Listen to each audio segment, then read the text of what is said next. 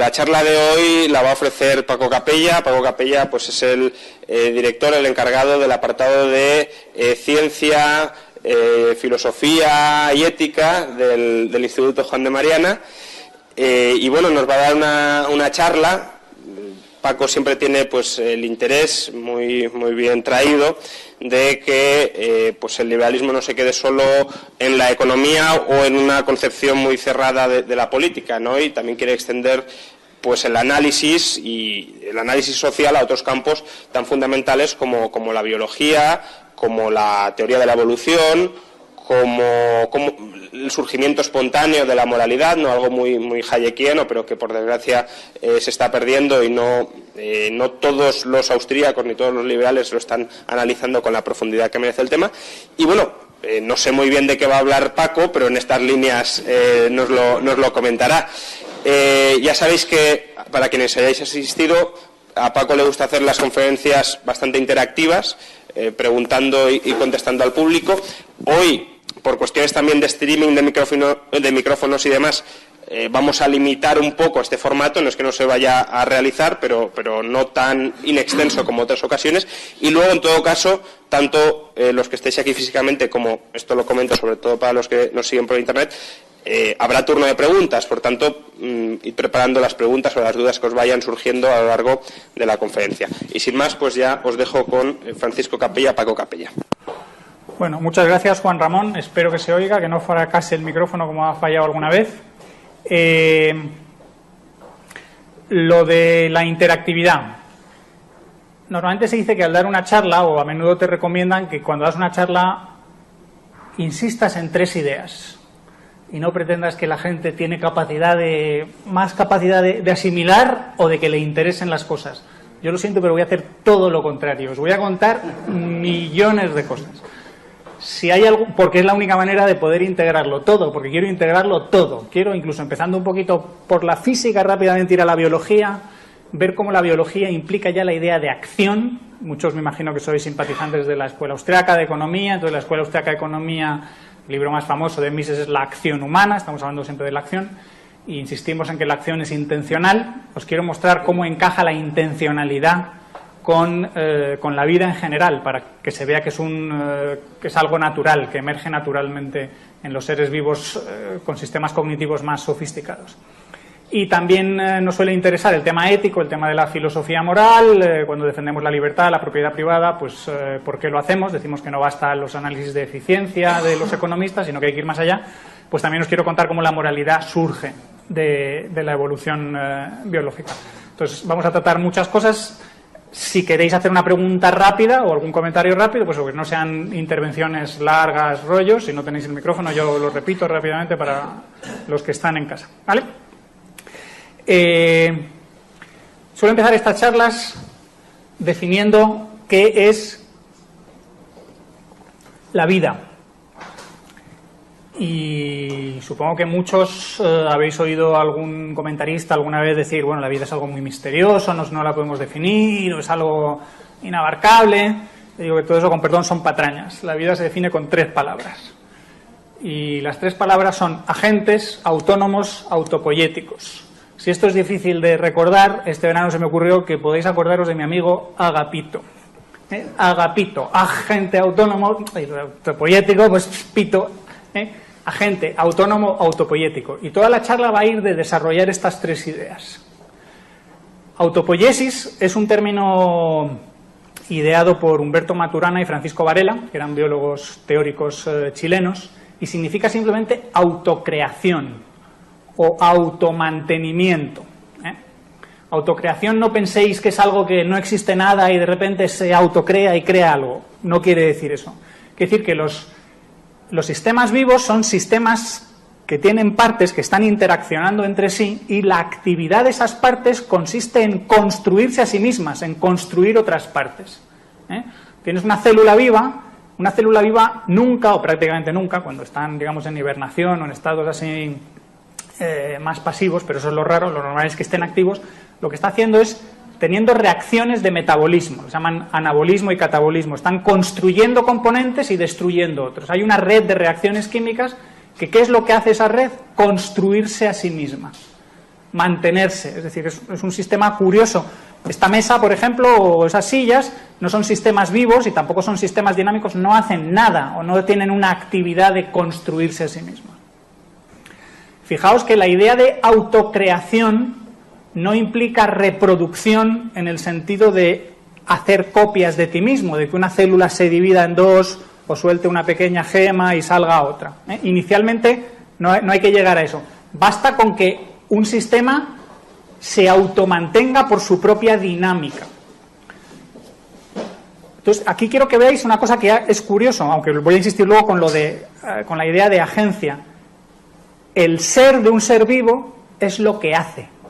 Y lo que hace es lo que le hace mantenerse en lo que es. Ser y hacer van a ir siempre unidos. Voy a meter ya una idea que usaré luego, y es que aunque este automantenimiento en principio no implica reproducción, la reproducción va a suceder simplemente porque es más eficiente tener más seres vivos de menos masa que tener un solo ser vivo de mucha masa. No sé si alguien sabe por qué, pero hay un principio que es muy sencillo, que es logístico.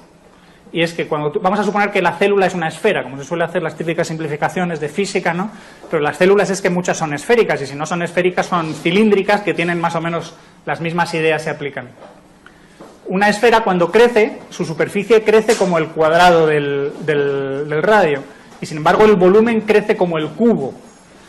Entonces, para alimentar a esa esfera tienes cada vez menos superficie en relación con el volumen, cada vez tienes menos superficie en relación con todo el volumen que hay que alimentar. Y para soltar residuos, porque la vida no solo necesita alimentos, sino que también produce residuos y tiene que deshacerse de ellos, tienes el mismo problema, que no hay por dónde soltarlos. Entonces, son más eficientes las células más pequeñitas. En cuanto tienen un tamaño demasiado grande, es más eficiente separarse. Y hay otra razón, que es el análisis de riesgos. Si sois inversores o entendéis un poco de economía, la idea de riesgo, y es, si yo tengo muchos seres vivos, tengo una determinada cantidad de biomasa, si la divido en muchas unidades pequeñitas y los saco a pasear por ahí, pues a algunos les irá mal, a otros les irá bien. Entonces, que a unos les irá mal no me destruye toda la vida, porque tengo los otros que les va bien, que se pueden seguir reproduciendo. Si lo tengo todo concentrado en una sola unidad, si a esa unidad le va mal, la vida se acaba. Luego, por eficiencia logística y por cuestión de riesgos, va a haber más. No va a haber nunca un solo ser vivo. Lo habrá al principio, el primero, pero enseguida habrá muchos. El que haya muchos lo volveré a usar luego, porque en esta charla quiero analizar mucho la interacción entre uno y grupo, entre un individuo y un grupo, un uno y un colectivo. Entonces, cuando yo soy un ser vivo, el resto de mi entorno es materia inerte, pero también otros seres vivos, de mi propia especie y de otras especies. Entonces yo puedo cooperar con ellos, competir de forma pacífica o de forma violenta, comérmelos o que ellos intenten comerme a mí, o hacer distintos tipos de asociaciones o simplemente ignorarlos. Eso lo usaré luego, ¿vale? Hasta aquí la idea de autopoiesis. Autocreación. No la voy a usar más, pero tenéis que tener en cuenta que todo ser vivo tiene eso subyaciendo por debajo.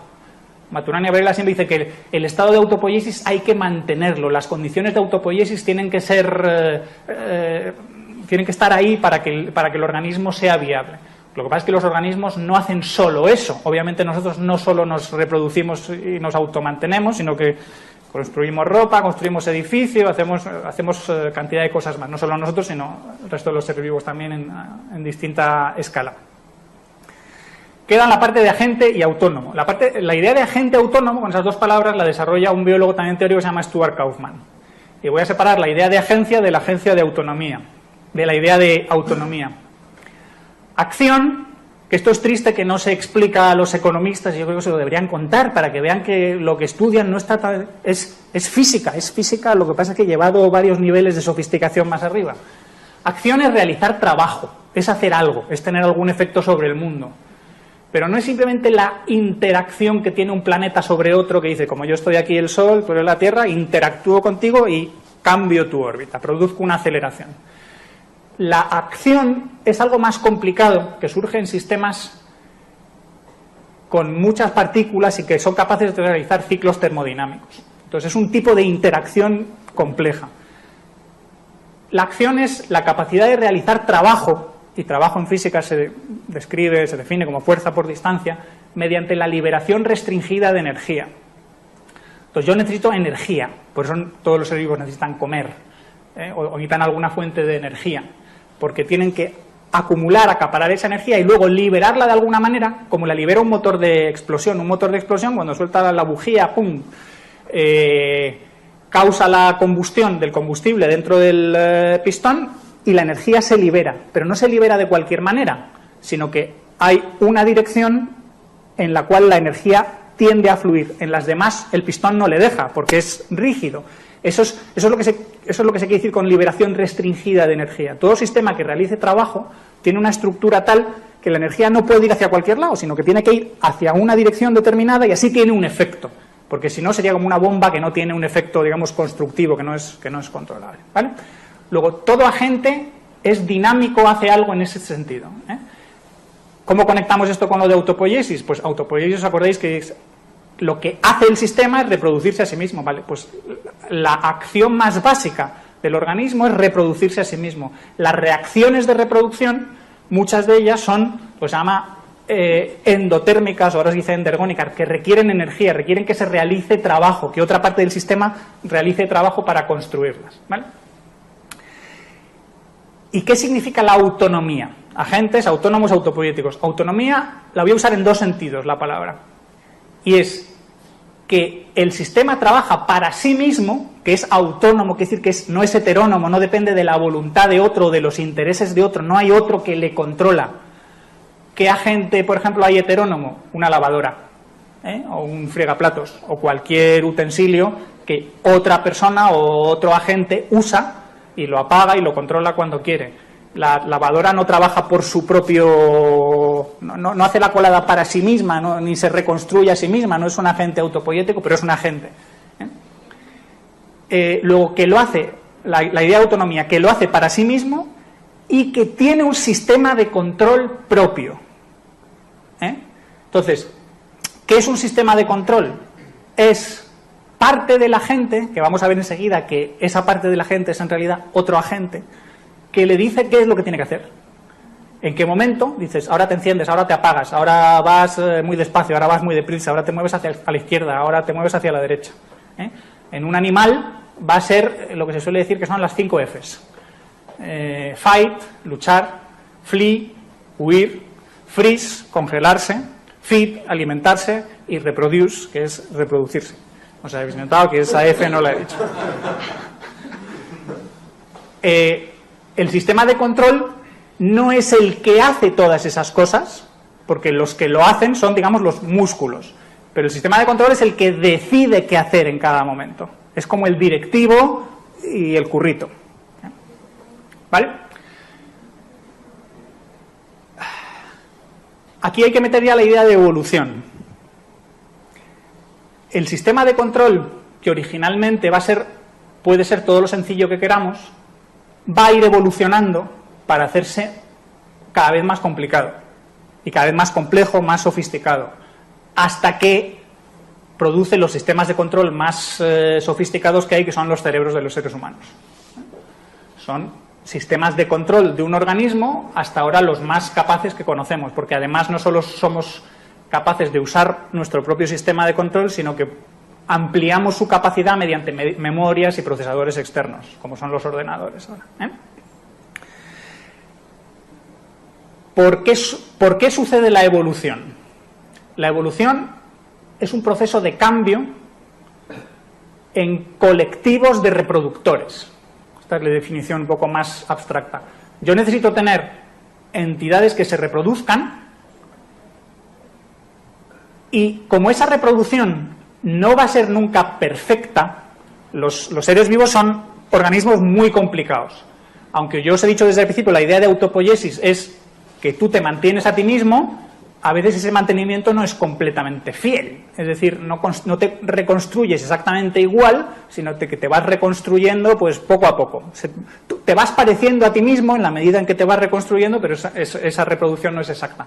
Pues igual que el automantenimiento no es perfecto, la reproducción, la separación tampoco es perfecta. Cuando yo tengo dos células y las separo, pues las dos que quedan no tienen por qué ser idénticas.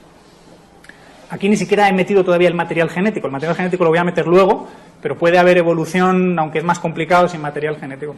El material genético, el ARN y el ADN, se supone que se hacen copias perfectas, pero no. O sea, las copias no son perfectas. Puede haber un error en cada millón de bases, según los distintos sistemas tienen distintas tasas de errores. Luego, los sistemas que se producen no son idénticos. Al no ser idénticos, se introduce la idea de diversidad, y es que los seres vivos tienen variedad, y tienen variedad. La tipología de la variedad de los seres vivos es específica, es curiosa. Es decir, si tú clasificaras a los seres vivos en un gráfico o en un diagrama de Venn por sus rasgos, lo que sea, el tamaño, la velocidad a la que se mueven, el color que tienen, las capacidades que tienen, verías que se agrupan en cúmulos. En sitios se concentran los distintos seres vivos. Esas son las especies. Las especies de seres vivos es que hay seres vivos que, sin ser idénticos, yo veo que hay diferencias entre vosotros, sin embargo sé que todos pertenecéis a la especie ser humano. Pues aunque nosotros no las notamos, entre las hormigas, entre dos hormigas también hay diferencias. Pues, por un lado, hay una homogeneidad en el carácter de ciertos seres vivos, una uniformidad que dice, pues pertenecen a la misma especie, pero también hay una diversidad en el sentido de que no hay una sola especie, sino que hay muchas especies de seres vivos. Y especie es, digamos, la unidad más básica, pero no sé si sabéis algo de taxonomía de seres vivos, hay especies, órdenes, clases, familias, subespecies, reinos, todo lo que queráis.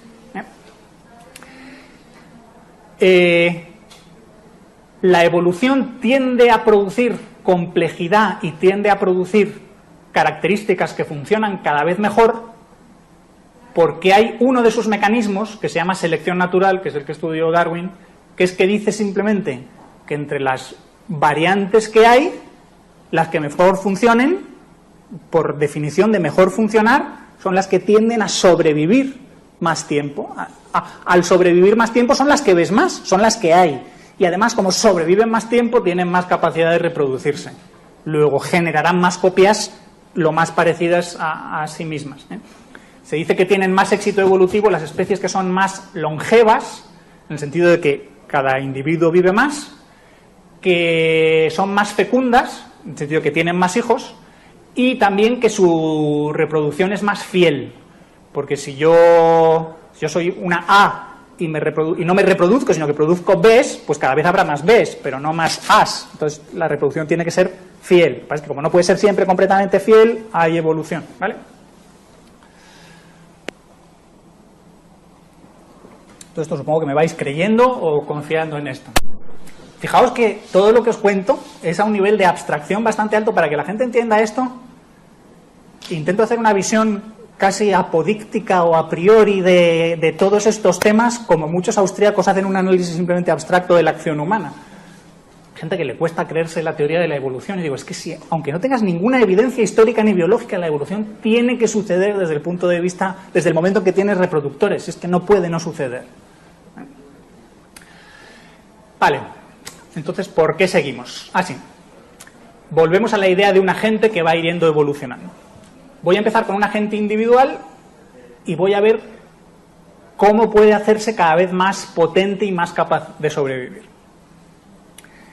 Y lo voy a hacer desarrollando su sistema de control. Los sistemas de control se llaman sistemas cibernéticos. La cibernética es, digamos, de las ciencias más modernas. El nombre lo inventa Norbert Wiener comienzos del siglo XX. Aunque la idea del nombre cibernos es el conductor del carro que tenía ¿cómo eran? Los griegos, Platón hablaba, ¿no?, de las pasiones y no sé qué, y la razón iba ahí un poco intentando dirigirlo todo. Pues la idea de cibernética es simplemente la ciencia del control y la información en los seres vivos y en las máquinas, porque los seres vivos son máquinas muy sofisticadas y máquinas autopoyéticas, que todas las demás máquinas... A la gente le choca esto que le digan, yo no soy una máquina, yo no soy una lavadora. Obviamente, una lavadora es una máquina muy simple y muy tonta. Tú eres una máquina muchísimo más compleja y con muchísimas más capacidades, pero eres una máquina en el sentido de que haces cosas, requieres energías, tienes componentes físicos y tienes un sistema de control. Todo eso de tus ideas, tus pensamientos, yo quién soy, lo que siento, lo que recuerdo, todo eso es tu sistema de control, y lo que quiero explicaros es cómo llega a existir. El sistema de control más simple es el que no existe. Es decir, yo podría tener un ser vivo sin tener un sistema de control, es decir, que haga cualquier cosa, al azar. Necesitaría tener al menos un generador de acciones aleatorias, si sois informáticos, pero supongamos que ni eso, que hace cualquier cosa en función de las interacciones que tiene con su entorno y ya está. Lo que pasa es que, ¿creéis que eso es muy eficiente a la hora de sobrevivir? Pues probablemente no. Aunque os lo dejo para luego, si no lo digo yo que me lancéis. ¿Por qué la aleatoriedad puede ser muy útil a la hora de tomar decisiones? No sé si daros la pista o dejarlo ya, que lo vayáis pensando, y si no lo digo yo luego me lo recordáis. ¿Por qué siempre va a haber un componente aleatorio? Uy, se me cae el micrófono, perdonad. ¿Por qué puede haber un componente aleatorio y este ser útil? Luego, un sistema de control más sencillo es el que es capaz de asociar, de relacionar la situación del entorno y la situación del propio organismo con sus acciones.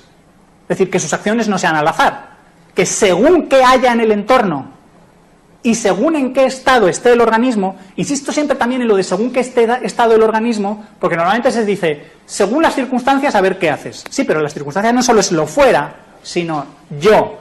Es decir, si dices, circunstancias, una oportunidad de comer, comida. Cuando hablamos de comida, pensar, un león que ve una cebra, una bacteria que ve cualquier cosa que coma, una ameba que ve, no ve, las bacterias no ven, pero detectan de alguna manera, por señales químicas o lo que sean, qué entornos son más propicios, donde hay alimento. Pero dices, vale, hay comida, pero ¿y qué? Si estoy saciado, ya no puedo alimentarme más. Luego, mi estado también lo tienes que tener en cuenta. O estoy herido, tengo una pata coja, ahora es más importante descansar y cuidarlo. Vale. ¿Cómo genero esto evolutivamente, que parece tan complicado?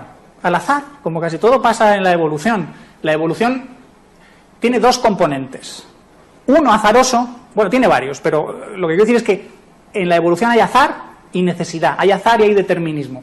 Hay azar en el sentido de que las mutaciones, los cambios, se producen a ciegas. Los organismos no los producen por ¿qué bien me vendría desarrollar ahora esta capacidad? No, tú te reproduces.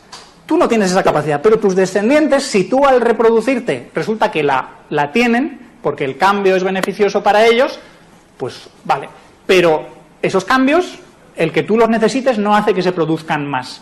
Simplemente los que tienen la mala suerte de salir mal se van extinguiendo. Y los que van siendo cada vez más capaces, más aptos, están más adaptados, tienden a sobrevivir.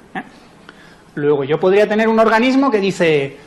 Ah, fuego, qué calorcito. Me acerco. Vale, pues me acerco, me quemo, me extingo. O una persona loca. Ah, me gusta darme cabezazos contra las paredes. O golpes con un martillo. Pues te gustará, pero no te va a gustar mucho tiempo, porque te vas a extinguir. Esto lo usaré luego. Yo suelo decir que sobre todo para los austríacos, las valoraciones son subjetivas, en el sentido de que dependen del sujeto, pero no son arbitrarias. No pueden ser cualesquiera, o al menos no pueden ser durante mucho tiempo. Las valoraciones suelen informar acerca de qué es bueno para la supervivencia, para el desarrollo. ¿Vale? Entonces, aquí vamos a desarrollar ya dos cosas que les voy a dar su nombre más desarrollado y más sofisticado, aunque a este nivel, a un nivel de un sistema muy sencillo, parece muy atrevido. Pero es que es eso, es cognición y emociones. Cognición es simplemente la capacidad de conocer y reconocer cosas de la realidad. Ah, llueve, esto es agua, me estoy mojando, soy capaz de detectar la lluvia. Hace sol, no hace sol, hay luz, no hay luz, hace calor, cualquier cosa.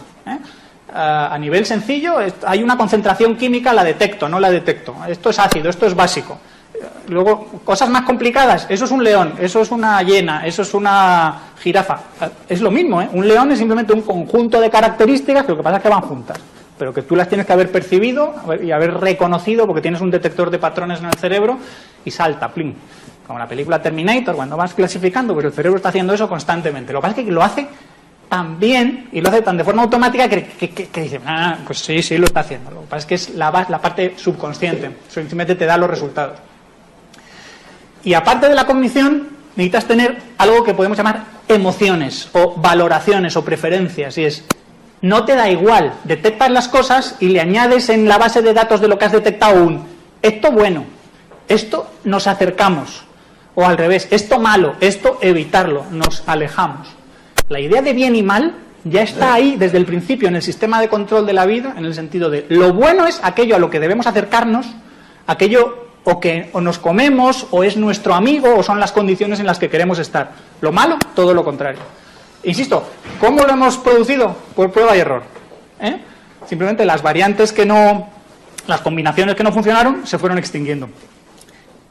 Y la prueba y error sigue pasando. Ahora podemos tener en nuestra vida gustos que pueden ser destructivos para nosotros mismos. Pues en la medida en que lo sean, tenderán a extinguirse. Lo que pasa es que como somos organismos tremendamente complejos, nuestro sistema de preferencias es tan vasto que no hay manera de decir, bueno, es que esta preferencia seguro que es mala. No, igual tú estás obsesionado por tocar el piano y te conviertes en el mejor pianista y triunfas, las mujeres te adoran, los promotores te dan dinero a todo el que quieras, o no, resulta que te conviertes en un pianista que no llegas a ser lo mejor posible, pero tú no eres tan bueno como para atraer a las masas y ganar dinero, pero tú te obsesionas en tocar el piano, no comes nada, y pues no, desapareces. O sea que las preferencias están ahí, lo que pasa es que cuando el sistema se convierte en muy complejo no son tan simples como el que va al calor y se quema o el que va al frío y se hiela. Vale. Vamos a explicar cómo surge la acción intencional, que es una de las cosas que a la gente le parece como más misteriosa y me da pena que no se le expliquen a los austríacos. Bueno,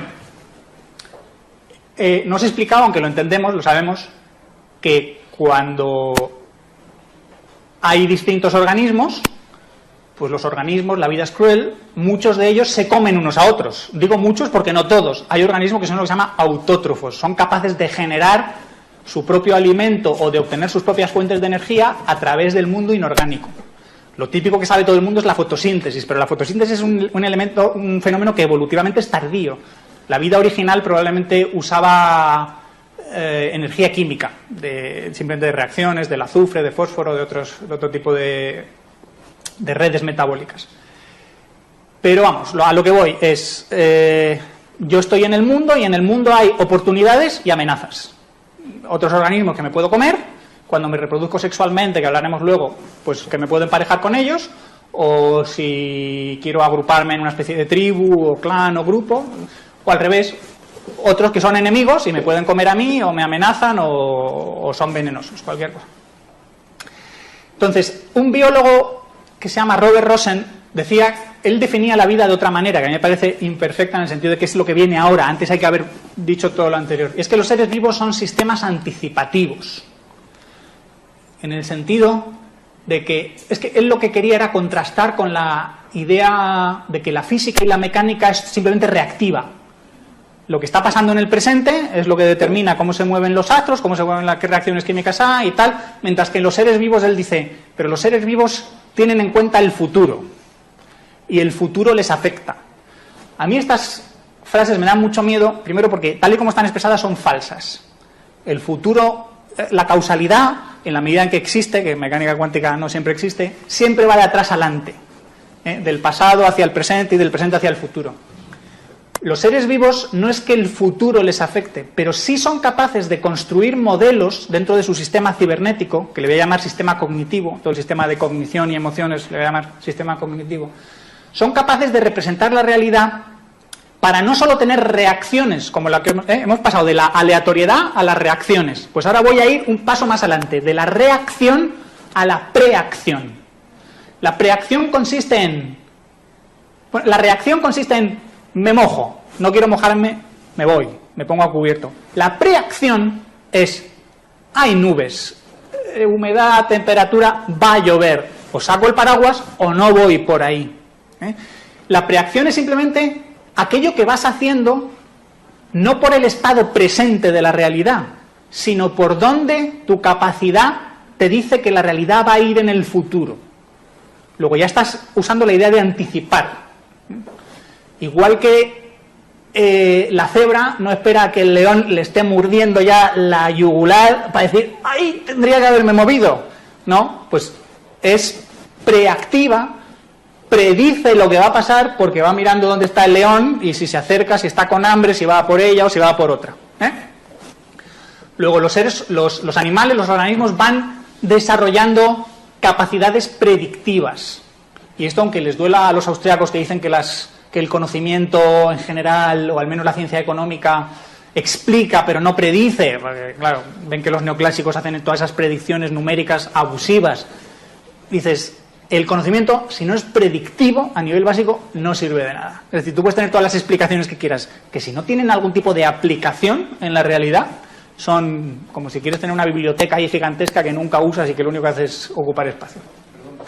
Dime, rápido. ¿Cómo está tan claro? Que una cebra, ¿cómo sabe que un león le va a matar?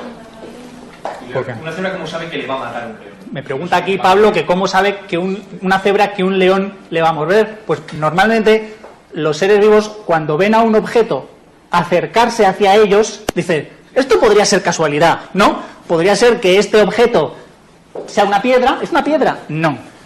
Es otro ser vivo que le he visto previamente, que atacaba a otros de mi especie, los mataba y se los comía. No me gusta nada, ni siquiera necesito tener estos pensamientos. En vez de la cebra solo tiene una reacción rápida de decir, uy, más vale salir corriendo. Habrá cebras tontas que no salgan corriendo, se quedan, se extinguen. La cebra que tiene suficiente capacidad sale corriendo. ¿Pero hasta qué punto es predictiva de saber lo que va a pasar? ¿O hasta qué punto es una reacción instantánea que... Vale. Es decir... No quiero introducir... Pablo está planteando aquí, por si no lo oís, la idea de que la cebra sabe lo que va a pasar. La cebra no necesita saber conscientemente lo que va a pasar. Aquí yo no he usado en ningún momento la palabra consciencia. La cebra solo necesita tener una conducta que está relacionada con el futuro, con futuros estados posibles. Y esa predicción puede ser consciente o puede ser inconsciente. Ya veremos que en los seres humanos muchas de ellas se harán conscientes, pero otras no. Otras pueden ser reacciones que tienen que ver con estados futuros y que lo que importa es que te adelantas, que te anticipas. ¿Cómo encaja la intencionalidad con todo esto? La intencionalidad es simplemente dar un paso más y darle la vuelta a esto. En vez de que el organismo se fija en el presente, imagina cuál va a ser el futuro y dice, me alejo o me acerco, o me quedo porque me conviene el futuro, o a ver qué puedo hacer para evitarlo. Fijaos que si el organismo tiene ya esta capacidad de predicción, estoy asumiendo es que ya ha desarrollado un sistema cognitivo tal que es capaz de representar la realidad, que tiene memoria, que tiene algo de imaginación. Es decir, que tiene una parte en su memoria en la que es capaz de imaginar cosas. Antes, al menos estaba imaginando el futuro que va a suceder. Pero ahora, sin relacionarlo con el estado presente, con el estado del mundo en el presente, yo puedo tener una imaginación en la que de repente deseo cosas, las veo, no en la realidad, sino en mi imaginación, y digo, activo, mis emociones se activan y dicen, bueno, vamos a por ello. O al revés, las puedo imaginar y decir, malo, vamos a ver qué hay que hacer para evitarlo. La intencionalidad no es más que esto, es imaginar un estado de la realidad en tu sistema cognitivo, asignarle un valor y decir, merece la pena ir a por él. ¿Cómo voy a por él?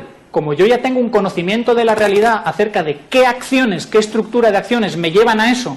¿Y por qué lo tengo? Porque lo tengo de antes, porque si he sido capaz de predecir ciertas cosas, eso lo puedo usar, ese esquema de relaciones, de causalidades, ahora lo uso al revés. Antes lo usaba a partir del presente para imaginarme el futuro, ahora digo, olvidémonos del presente, quiero esto, ¿puedo enganchar esto de alguna manera con el presente? Es decir, con los medios escasos de que dispongo, ¿hay alguna estructura, hay algún plan de acciones que me lleva a ese estado final? Y eso es la intencionalidad. Si queréis, podría haber incluso un estado intermedio, en el cual, yo suelo usar el ejemplo del cocinero. Tú puedes ser un cocinero y decir, quiero hacer esto, quiero hacer esta receta, solomillo al ajillo, como se llama, yo qué sé, solomillo, su salsa, lo que sea. ¿Qué necesito? Pues ir a comprar el solomillo, la salsa, la sartén, el tiempo, la energía, dinero, lo que sea. Vale. Pero puedo hacer otra cosa y es, tengo todos estos ingredientes, ¿qué puedo hacer con ellos? Es decir, no me estoy imaginando los objetivos y deseándolos, sino estoy partiendo de los medios, ver qué combinaciones puedo conseguir y luego digo, pues la que más me ha gustado de todas las que me he imaginado son estas, voy a por ello y ya sé que puedo porque he empezado a pensar desde abajo. Luego, la intencionalidad es simplemente en una estructura de conocimiento en la que hay relaciones entre conceptos, relaciones entre ideas, es invertir el sentido de la búsqueda. Donde yo antes buscaba desde la base presente hacia el futuro, ahora al revés. Yo imagino el futuro y busco desde ahí. Esto en inteligencia artificial y ciencia cognitiva se hace todo el rato, es decir, no tiene ningún misterio. La idea divertida ahora sería, ¿de dónde vienen esos objetivos o esas cosas que de repente deseas? Y dices, pues pueden venir de muchos sitios y eso ya depende de cómo funcione en concreto el cerebro.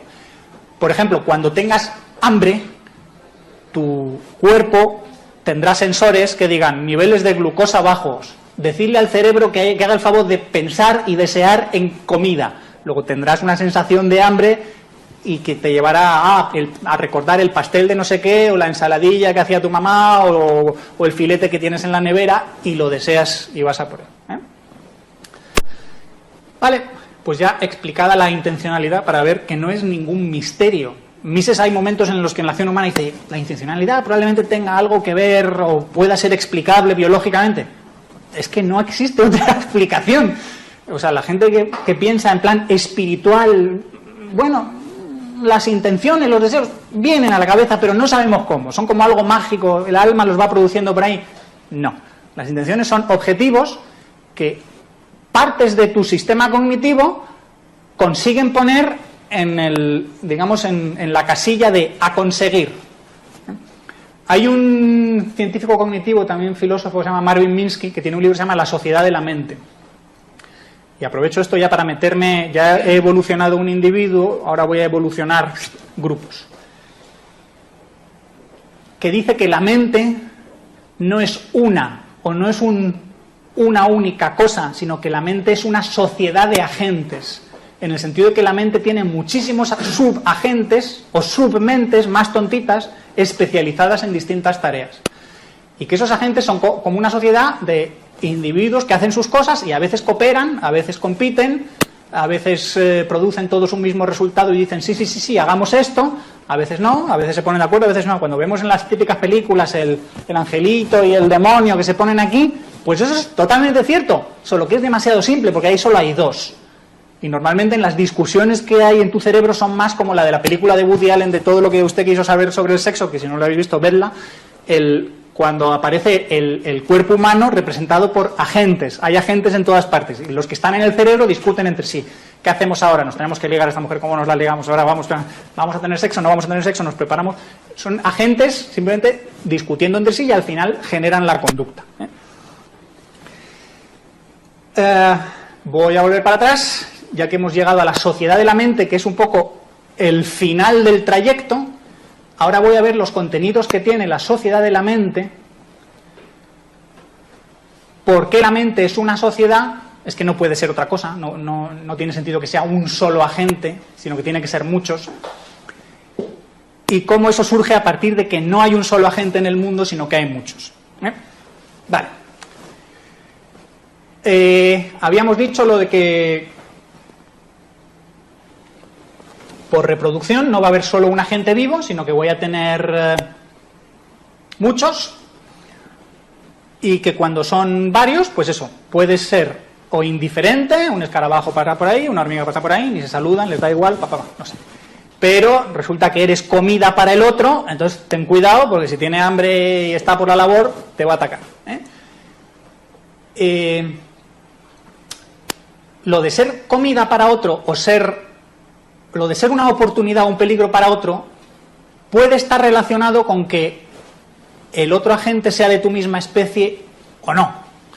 La mayor parte de las veces los agentes parecidos van a tender a ayudarse en muchas cosas, pero no en todo. La idea es simplemente de una especie que se esté constantemente canibalizando a sí misma, es decir, que sus enemigos sean principalmente los de su propia especie, va a tener difícil triunfar. Pero el canibalismo dentro de una especie y las competencias dentro de una especie van a existir siempre. Vamos a verlo. Pero lo normal es que intentes comerte a otras especies. Vale.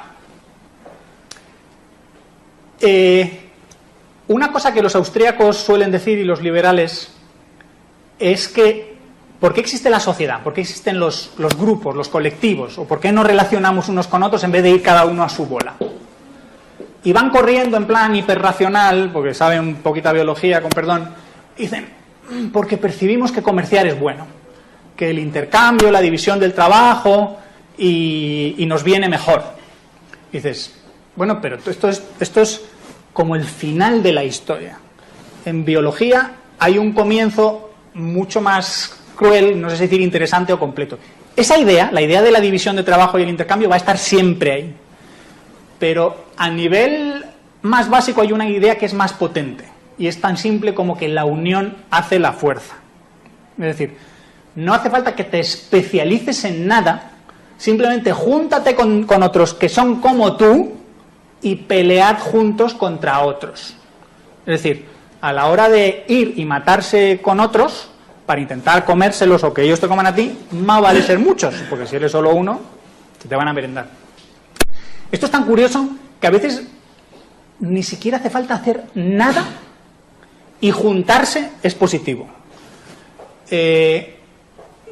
Algunas células, no sé si sabes cómo comen las células, algunas células comen por fagocitosis. Fagocitosis significa que rodeas a la célula a la que te vas a comer, la rodeas del todo, entonces la tienes dentro y una vez la tienes dentro sueltas unos enzimas que disuelvan su membrana y te la meriendas.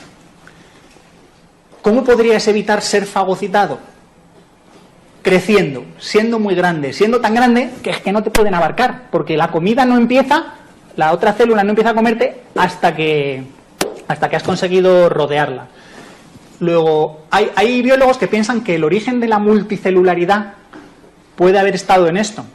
Es decir, en que había células que dijeron, vamos a juntarnos, y una vez nos juntamos, es que ya no nos pueden comer. Luego ya hemos conseguido algo, ni siquiera tenemos que pelearnos con los demás, ya es una unión estática, ya es tremendamente beneficioso. ¿Vale?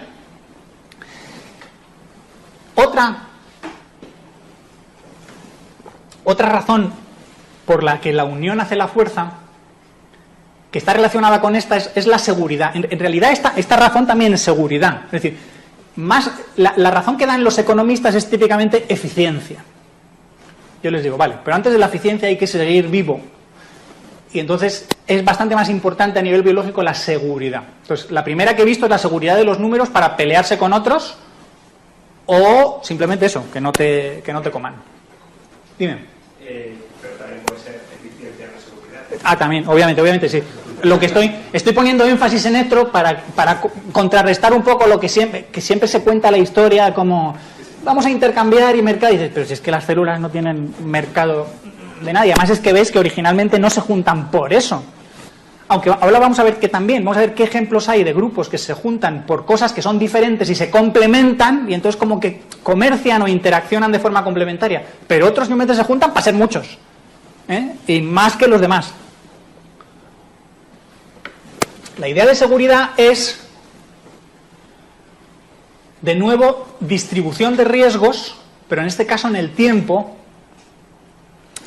es, si yo un día tengo mucha suerte y cazo mucho, consigo mucha comida, puede darse el caso, primero puede darse el caso en que gran parte de la comida no pueda ni asimilarla porque ya no puedo comer más. Y la comida se estropea o me la pueden quitar otros o no puedo guardarla, digamos, eficientemente, tengo que cargar con ella.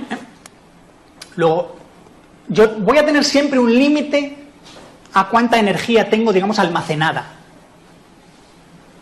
Y no puedo hacer crecer ese límite indefinidamente hacia arriba. Lo tengo por mi carácter biológico y ya está.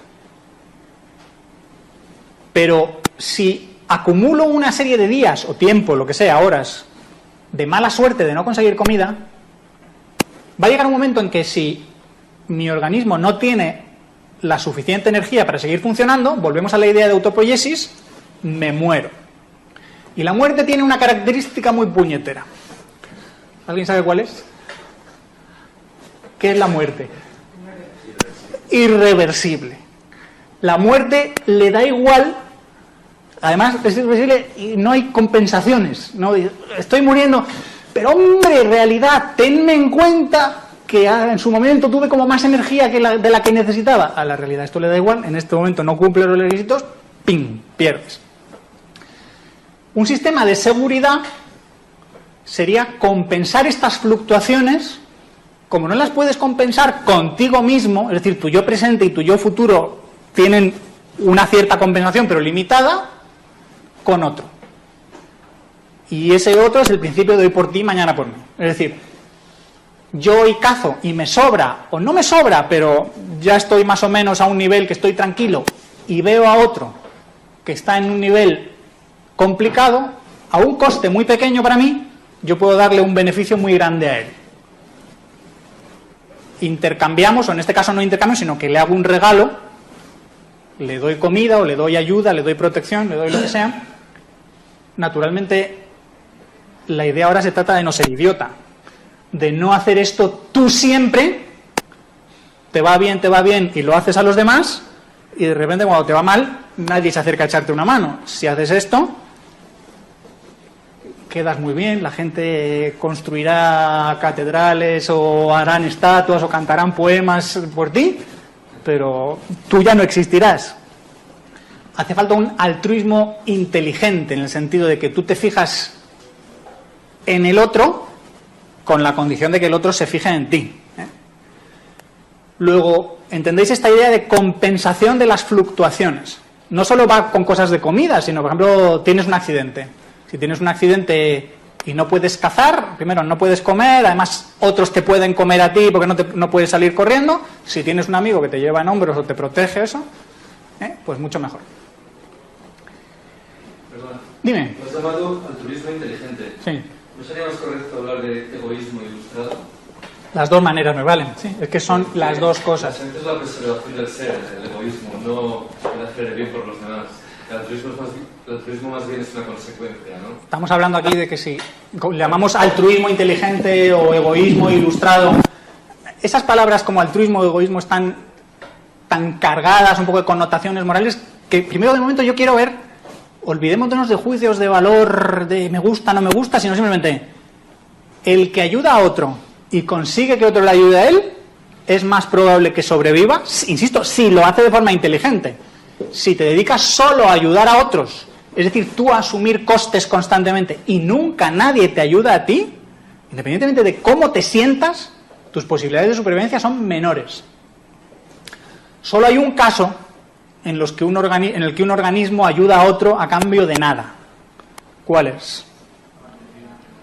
La maternidad, la reproducción. Pero fijaos que es precisamente porque es el único que tiene sentido, es para hacer copias de mí mismo. Las copias iniciales entre células no son altruistas en el sentido de que hay una sola célula y luego salen dos más o menos iguales. ¿Cuál ha sido la altruista? Y dices, si es que ya no existe la que había antes, simplemente nos hemos dividido. Pero en los organismos más avanzados ya es un organismo grande el que le da algo al organismo pequeñito, inicialmente su esencia, un óvulo y un espermatozoide cuando hay reproducción sexual, pero luego en los organismos más avanzados hay ahí cuidados, ahí lo se llama inversión parental. ¿Vale?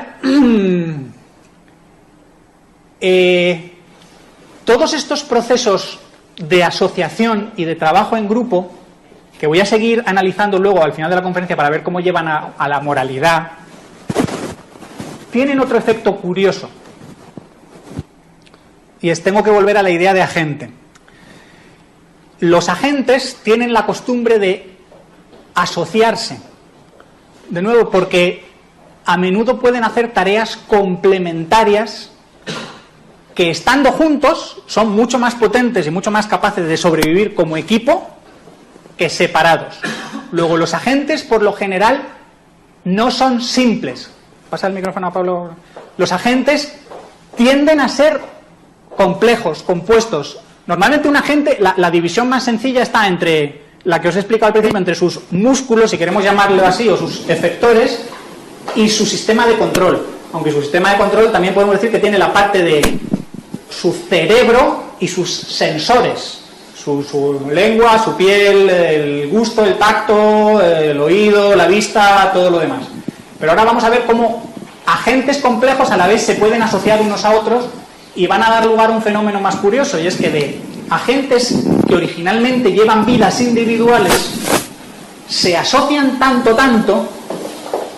que pasan ya a no ser agentes independientes que simplemente viven juntos o se relacionan mucho, sino que forman una unidad, se fusionan y forman, suena raro decir, una unión de destino en lo universal, que decíamos en tiempos franquistas y cosas así. Este proceso de colectivización, que a los liberales nos puede sonar y hay que tener cuidado, la vida es así, es decir, si no se reconoce, yo soy un individuo frente a vosotros que sois también individuos, pero si miro para adentro, soy un colectivo de agentes integrados. Antes ya os he dicho que mi sociedad no es uno, mi cerebro es una sociedad de la mente, pero es que mi cuerpo también, yo soy un organismo multicelular. Luego tengo ahí billones y billones de células. Esas células además están integradas en tejidos, en órganos, en sistemas. Voy ahora a explicar, porque creo que es biológicamente muy divertido, cuántas veces ha pasado esto en la historia de la evolución biológica, para que veamos que la moralidad y los grupos humanos es simplemente la última fase de este proceso. Pablo. Bueno, yo creo que estás haciendo demasiado hincapié en la unión de los grupos.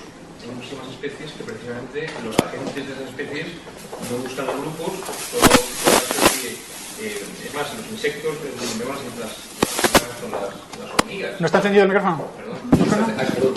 Los insectos, quiero decir, hay cantidad de insectos que no son nada sociales, cantidad de mamíferos no nada sociales, y los agentes lo que buscan precisamente es no relacionarse. Totalmente de acuerdo, pero eso ya lo tenemos, es decir, el agente individual ya lo tenemos, es la cosa más simple, es por la que empezamos. Lo que yo quiero explicaros es cómo emerge la complejidad mediante la integración. Cuento esto porque hay una idea ingenua de la evolución, como la evolución consiste en un organismo que tiene un cambio pequeñito y produce un descendiente distinto y ya está. Hasta que llegó una bióloga que se llama Lynn Margulis, que dijo, ese proceso seguro que existe, pero yo propongo otro que se llama simbiogénesis, y es que damos origen a un organismo nuevo y más complejo mediante la fusión de dos o más organismos previos, que aprenden a vivir juntos tanto, que se hacen tan interdependientes, codependientes, que dejan de poder vivir separadamente. Y entonces ya son una nueva unidad. Lo otro, los que siguen viviendo solos, naturalmente que existen. ¿Quién domina la biosfera? Los sociales, por goleada. Los insectos sociales ganan a los no sociales por goleada. Las bacterias, que son unicelulares, aunque ellas mismas ya son colectivos, voy a ver ahora en qué sentido son colectivos, son los más simplones. Y hay cantidades gigantescas de ellas, pero su nivel de sofisticación no es muy grande. Las podemos matar a millones, a miles de millones, pasa que siempre habrá más. Y al ser muy sencillas, cuando ocurran cataclismos cósmicos, serán ellas las que sobrevivan. Pero donde va emergiendo la sofisticación y donde pones el ojo a la hora de estudiar, y sobre todo es que quiero llegar a los seres humanos, y entonces para llegar a los seres humanos tengo que explicar todo este proceso de socialización, agrupación, integración, cómo va, ¿vale? Primer proceso de agrupación. El primer nivel de agrupación es simplemente encerrarse en una célula. Yo podría tener distintas partes de un sistema autopoiético, pero esas partes podrían tener conflictos entre sí. La idea básica, lo que tenemos que ver frente a individuo y grupo, que es lo que estudian los economistas, esto no es nada nuevo, es llevarlo a la biología, es que esas interacciones van a ser en beneficio de las partes, y aquí en plan un poco colectivista vamos a decir también del todo, en el sentido de que mantenga esa integración, o va a haber unas partes van a dedicarse a parasitar a otras o a comerse a las otras y entonces el sistema no funciona. O la organización del sistema va a ser de tal modo que no funciona, que el sistema de control no sabe qué hacer o lo hace mal y entonces el colectivo se desintegra. Eso es la idea a que voy a llegar al final, es que el socialismo es un intento de planificación central que no puede funcionar, pero ha habido intentos de planificación central biológicamente que han funcionado en distinta medida. La idea inicial es juntarse en una célula para ya tener una unidad de destino, de continuidad, en la cual las células que estén, digamos, internamente, que haya desavenencias, que se lleven mal, pues bueno, de nuevo, se desintegrarán y desaparecerán. ¿Cuáles verás? Las células donde hay una armonía interna. Inicialmente puedes tener también material genético, cuando ya hay material genético que...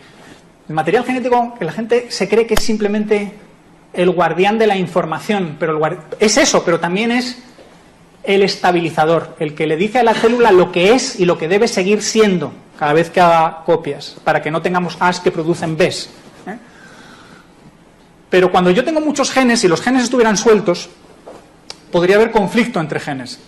Siempre que va a haber muchos agentes, recordar la idea de conflicto posible. La solución que encontraron los genes para que no haya conflicto entre ellos fue juntarse en un cromosoma. Es decir, o nos reproducimos todos o se rompe la baraja. Entonces, la idea de tener un cromosoma es más eficiente que no tener muchos genes sueltos cuyos intereses pueden ser divergentes y un gen puede querer hacer muchas copias de sí mismo, mientras que otro gen intenta hacer lo mismo. Entonces todos los genes están solo reproduciéndose y nadie se encarga de mantener la célula se viene abajo. La solución que se encuentra es todos juntos y una copia solo cada uno. ¿Por qué sabemos además que es así? Porque no siempre funciona. La evolución produce sistemas que tienden a funcionar pero nunca son perfectos. Y los genes siempre están intentando dándose por saco y traicionarse y decir, sí, estamos aquí todos en un cromosoma, pero yo si puedo, salto y hago una copia de más en otro sitio. Lo que llaman transposones, genes saltarines, todo tipo de genes que están intentando hacer trampas. Pero el resto de los genes, el colectivo, normalmente actúa de policía y dice, y reprime a los que intentan hacer trampas y digamos que mantiene el orden. Luego ya tenemos células con un cromosoma, esos son los procariotas, las bacterias. ¿Cómo surgen los eucariotas? Los eucariotas son las células más grandes, las células de las que están hechas todas las demás cosas que no son bacterias. O sea, todo lo demás. Plantas, hongos, animales, protistas. Pues resulta que los bichos se llaman eucariotes en vez de procariotes, pues dice porque tienen un núcleo más complejo, más identificado, tienen un núcleo donde están sus cromosomas. Pues los eucariotes surgen por fusión entre bacterias. Actualmente se sabe más o menos qué orden ha habido en algunas fases de esa fusión. Por ejemplo, se sabe que las mitocondrias, que son las encargadas de la gestión de la energía de la célula, eran originalmente bacterias sueltas, que iban ellas haciendo su vida. Y otras bacterias o otras células del tipo que fueran, se las comían. Hasta que un día una se dice, bueno, pues tuvo una especie de indigestión o decidió, en vez de comérsela, esclavizarla. Y dejarla ahí dentro diciendo, tú vas a producir energía, pero para mí. Lo que pasa es que las relaciones de esclavitud, aunque empiecen, imaginaos, esto suele ser divertido porque es un proceso que entre los seres humanos también ha pasado. Pasas del canibalismo a la esclavitud, a ser amigos y al final trabajar unos para otros. Porque es más eficiente, dices, si a la mitocondria no la explotas del todo, sino que al menos la cuidas y te preocupas por su bienestar y la mitocondria se especializa solo en producir energía y tú te especializas en todas las demás tareas que haces mejor, pues tienes una asociación mejor.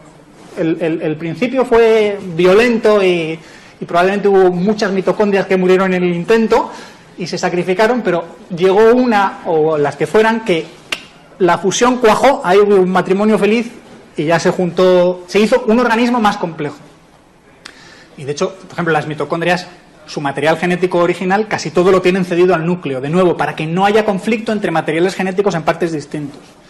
Con los cloroplastos, que son los encargados de la fotosíntesis, lo mismo. La fotosíntesis en realidad no la inventan las plantas, la inventan las bacterias. Un determinado tipo de bacterias. Pues un organismo llega, se come a esa bacteria y al final no se la come, sino que la deja ahí y luego al final forma parte de sí mismo. Tenemos una planta o las distintas variantes de seres vivos que hacen la fotosíntesis. Otro nivel es los multicelulares, es decir, ya no es solo células, sino muchas células juntas. Eso no lo puede hacer cualquier tipo de célula. Por ejemplo, ¿sabéis que hay células que tienen cilios? ¿Sabéis las fotos? Que tienen muchos pelitos. Esas células es que no se pueden juntar unas a otras porque tienen los pelitos que estorban ahí, además son lo que usan para moverse. Luego hace falta células que o aparten esos pelitos o los pierdan al menos en una parte y se puedan juntar. Y además se tuvo que desarrollar algún tipo de sustancia que las mantuviera juntas. En los animales, si no me acuerdo mal, es el colágeno, que no se inventa pues millones de años, miles de millones de años después de que empieza la vida, y en las plantas, juraría que es la celulosa. O sea, todo lo que hace falta un componente estructural que vaya manteniendo aquello todo junto. La idea de la multicelularidad, además, aparte de lo que os dije antes de que no te coman, tiene otro beneficio, y es que en los eucariotas o te reproduces o te mueves, pero no puedes hacer ambas cosas a la vez. Es una cosa curiosa de cómo están dispuestos los orgánulos de la célula que se encargan de ambas cosas. Pero si eres multicelular puedes hacer ambas cosas, en el sentido de que puedes tener unas cuantas células dedicándose a moverse, mientras que las otras están reproduciendo. Así que puedes estar moviéndote, buscándote comida o huyendo de un depredador y al mismo tiempo reproduciéndote. Es más eficiente que no decir solo me dedico a una cosa o solo a la otra.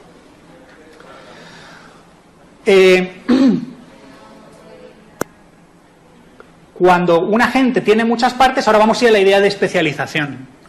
Aunque yo originalmente tengo... Fijaos que aquí ya ha habido una fusión entre entes diferentes. Tenía una mitocondria o un cloroplasto con una célula más grande, ¡pum!, y han formado una unidad complementaria. Ahí no ha habido especialización inicial, sino que ya eran distintos y se han complementado. Pero los organismos multicelulares lo que hacen es, originalmente son todos copias más o menos parecidas. De hecho, lo único que tiene sentido es que células que vienen de la misma madre, digamos, se junten o no se separen al reproducirse. Porque si fueran células de madres distintas, ¿qué pasaría? Que volvería a haber la idea de conflicto. ¿Por qué hay la idea de conflicto? El problema del conflicto. Porque los organismos multicelulares, muchos de ellos, tienen una especialización básica que se llama la diferenciación entre el soma y la línea germinal. Las células somáticas son las células del cuerpo. La línea germinal es las células que se van a reproducir. Entonces, a la hora de reproducirse, ¿qué conflicto puede haber? Que todas las células del cuerpo digan, yo quiero ser de esas, yo quiero ser de las que pase a la eternidad. La única manera de que no haya conflicto es que sean todas del mismo material genético, es decir, que provean todas de la misma madre. Es raro, pues los multicelulares no se forman en células de por aquí, otra por aquí, no, es que no, el conflicto las va a poder, no se van a mantener juntas, ¿vale? Los organismos multicelulares, al tener muchas células, eso les da mucha plasticidad para especializarse. Y la especialización es la que vemos en un organismo como nosotros. Tenemos efectores o actuadores, los músculos, tenemos la piel, barrera protectora, tenemos el esqueleto, simplemente algo estructural. Y bueno, a lo que voy de la idea de agentes autónomos es que tenemos los sensores, los efectores y el procesador, el sistema nervioso, ¿vale? El siguiente nivel es cuando organismos individuales no se juntan físicamente como un multicelular, pero sí se juntan en torno a un nido o en torno a una residencia común, que al menos inicialmente es fija. Y estos son todos los insectos sociales. La idea de los insectos sociales surgen cuando una madre monta un nido y consigue que alguna de sus hijas o que alguna amiga o alguna hermana le ayude, y en vez de reproducirse ella le ayude.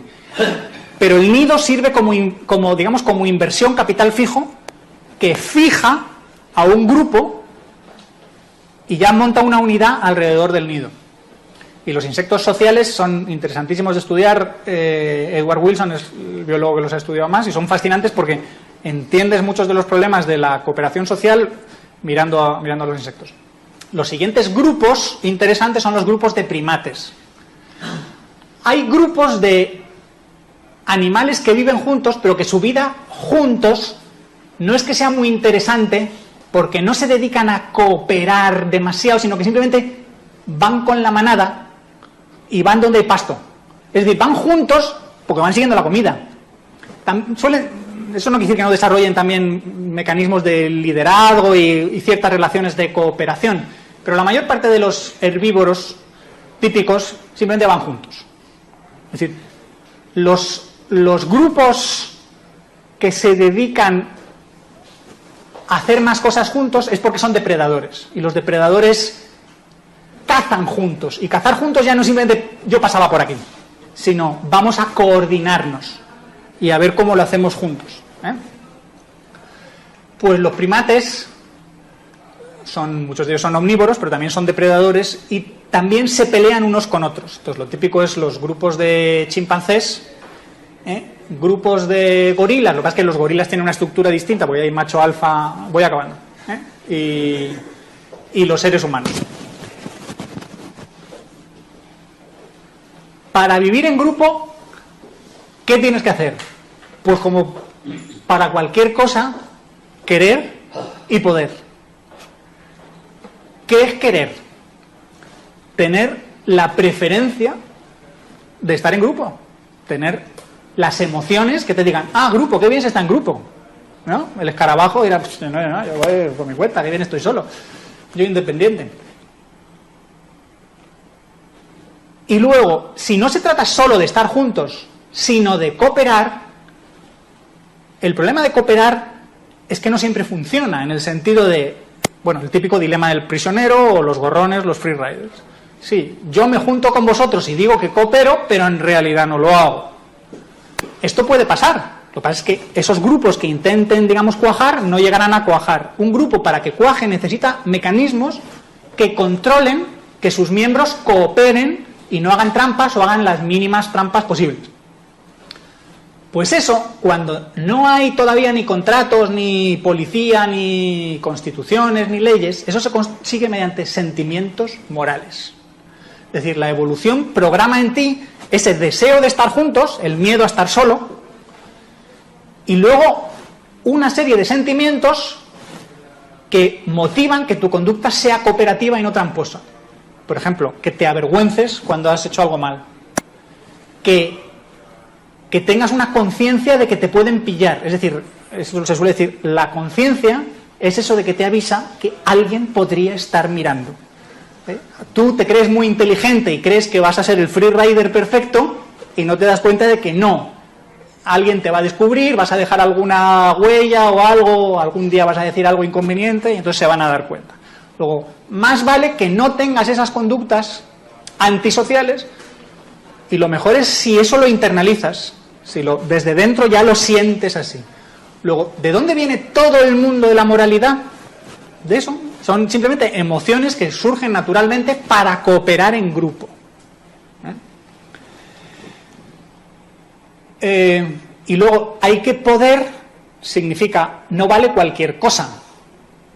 Los grupos, un organismo tiene una capacidad cognitiva limitada. La cooperación puede ser más o menos espontánea, como la que decimos que hay en el mercado, o puede ser planificada, como lo que hay dentro de una empresa o dentro de una burocracia, dentro de un grupo más dirigido y centralizado. Entonces, precisamente, los problemas de los grupos humanos, las relaciones sociales y económicas son, ¿qué funciona mejor? ¿El orden espontáneo del mercado y el liberalismo, donde la gente se intercambia cosas y se agrupa y se desagrupa voluntariamente? ¿O un régimen totalmente centralizado comunista? Pues, por conocimiento económico y por un poco de biología elemental les podían haber explicado, no, a esta especie no le pueden hacer eso lo del comunismo, a las hormigas sí, a esta especie no, porque no funcionan como una hormiga no distingue a otra hormiga, sabe qué tipo de hormigas son las demás y que son de su grupo o no son de su grupo, pero no tiene amigas con nombre, mientras que los primates tienen amigos y enemigos con nombre, tienen memoria, recuerdan qué me hiciste, qué no me hiciste, qué te debo, qué me debes. Tiene una moralidad mucho más compleja, mucho más sofisticada. ¿Vale? ¿De dónde viene la idea del razonamiento ético? ¿Por qué además de moralidad, los seres humanos no solo la sentimos, sino que no paramos de hablar de ella? Bueno, una de las razones, estoy escribiéndola últimamente en mis artículos porque me parece curioso que casi nadie escribe sobre el tema, aunque bueno, es un tema de marketing y publicidad, y es, si hay dos agentes, uno puede ser un instrumento del otro. ¿Qué tiene que hacer el director? Conseguir controlar al otro. ¿Cómo lo controla? Pues una manera sería decirle lo que tiene que hacer descaradamente, obligarle, amenazarle. Pero esto no tiene por qué funcionar y a veces es imposible cuando no tienes lenguaje o el receptor se puede intentar defender. ¿Qué maneras hay de que no se defienda o de esquivar las defensas? Pues hacer trampas, todas las que puedas. Y es seducir al otro, inculcarle valores, inculcarle preferencias que son las que te convienen a ti. Luego, ¿qué están intentando los agentes constantemente? Decirles a los demás lo que deben querer. Esto además se hace para dos cosas. Uno, para yo meterte preferencias a ti que son las que a mí me convienen, y luego para relaciones públicas. Mira las cosas que quiero, mira las cosas que yo quiero que quieras. Y así todos vamos diciendo lo buenos que somos. Y toda la cháchara de la socialdemocracia y el socialismo, al final salen los pobres, los pobres, los pobres. Los pobres siguen ahí, siguen siendo pobres, nadie o casi nadie les ayuda en la realidad. ¿Por qué? Porque todo el rollo es puras relaciones públicas. Gran parte del lenguaje humano, con perdón, no es ni compartir información ni nada, es intentos de manipular a los demás por un lado, y por el otro lado, hola, cuántos quiero, qué bien estáis, sois mis amigos favoritos, que sois un público estupendo, tararí, tarará. Además de valores, esto lo decía Hayek, esto es importantísimo, y los misianos siempre se quedan cortos. ¿Ves? A los misianos siempre les basta el objetivo, preferencias, medios escasos. Y no se olvidan que hay una cosa que no están viendo, y lo decía Hayek, las reglas. El ser humano no solo es un agente intencional, es un agente intencional que sigue reglas. Las reglas a veces sirven para hacer acciones que no son intencionales, en el sentido que son automáticas. Dicen, tu cerebro dice, haz esto. ¿Por qué? Lo haces. Reacciones instintivas, lo que sea. O pórtate bien, te portas bien, no sabes por qué. Pues si yo logro inculcarle reglas en los demás, igual que cuando les inculco preferencias. Por eso es divertido. A mí me da la sensación de que en el mundo de la moralidad siempre se habla de valores, y es una palabra confusa porque significa dos cosas. Significa, por un lado, preferencias, pero por otro lado significa también normas. Y entonces al final se entremezcla todo y dices, voy a ver qué preferencias te meto y qué reglas te meto de comparte con los demás, sé solidario. O el liberal dice, no me agredas, no nos agredamos unos a otros, pero estamos todos intentando siempre meternos unos a otros ideas. ¿Bien? ¿Por qué hay filosofía en torno a todo esto? Por la misma razón de que los seres humanos somos tan racionales, y la racionalidad no es tanto para procesar información, sino para ganar debates a los demás. Es decir, somos racionales para dar razones, para cuando estamos discutiendo, a ver si encuentro un argumento mejor que tú no puedas vencer, y entonces ya me tienes que decir que el liberalismo gana, o la socialdemocracia gana, o el comunismo gana, simplemente por algo argumental. Los argumentos son cosas que no son personales, son abstracciones. Entonces, por eso los seres humanos estamos haciendo constantemente eso, filosofía ética, es que un principio de justicia, no sé qué, el velo de ignorancia, o virtud aristotélica, no sé qué, y nos inventamos cantidad de cosas para intentar justificar que le queremos colar a los demás algo. Y ahora me corrijo, esto se hace de forma natural, hipócrita e inconsciente, no necesita ser un malvado manipulador intentando ser consciente de todo esto. De hecho, si eres consciente de todo esto, como yo lo soy, probablemente lo hagas fatal, porque esto lo que hay que tener es mucha mano izquierda y que no se noten. Y la mejor manera de que no se note, y esto ya hoy se sabe en psicología, es la mejor manera de engañar a los demás es estar autoengañado, es creértelo. Y por eso en el mundo no triunfa la verdad y la gente conoce la realidad. No. Hay cosas que quieres que los demás piensen de una determinada manera, y si son falsas, pues tú también te las crees para que ellos las piensen. Y con esto yo creo que llegamos 1:15, vamos a dejarlo aquí ya para que hagáis comentarios o los de fuera digan algo. Bueno, pues abrimos el turno de preguntas, tanto para los que estamos aquí presentes en la sala como para quienes están siguiendo.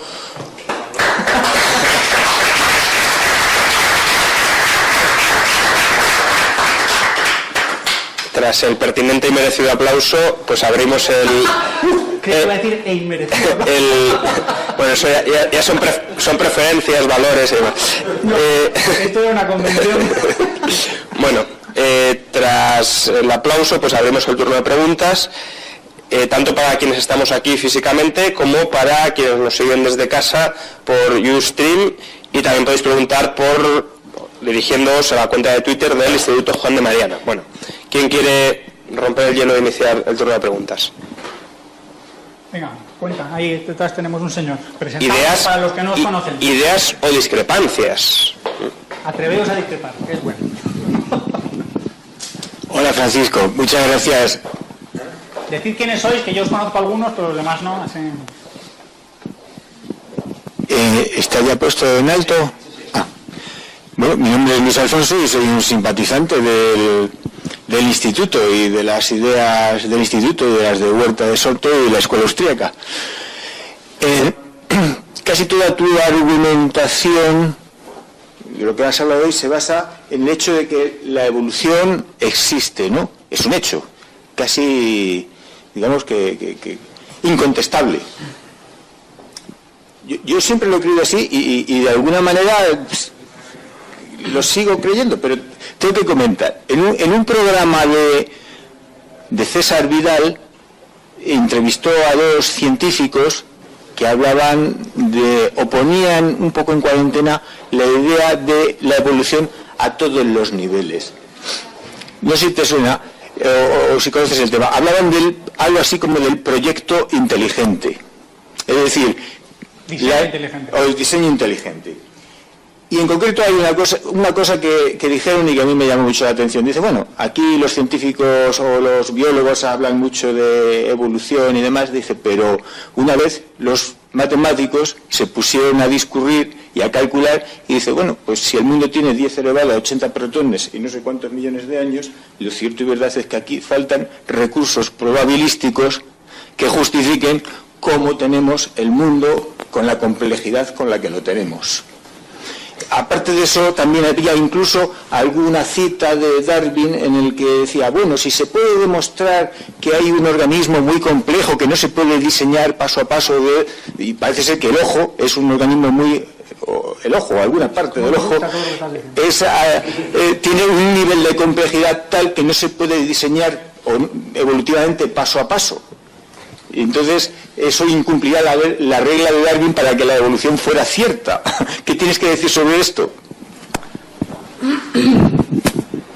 Voy a decir algo escandaloso, siempre me meto en berenjenales. El diseño inteligente, el creacionismo en general, porque el diseño inteligente es creacionismo enmascarado de un barniz científico, todo lo que cuentan es o falso, o falaz, o tramposo. No puede existir, porque si habéis... Es complicado, yo he tardado muchos años en llegar a encajar todas estas ideas. Los agentes, los que hacen cosas, y diseñar algo, pensar algo, es hacer algo, no sé si esto ha quedado suficientemente claro, toda cognición es acción, todo pensamiento es una acción, es la acción de tus neuronas, es una acción que dirige otra acción, la de tu cuerpo. Todo agente es tremendamente limitado. La capacidad de controlar a otros agentes o otros aspectos de la realidad es muy, muy limitada. Luego, los creadores omnipotentes, las divinidades y todas esas cosas no existen.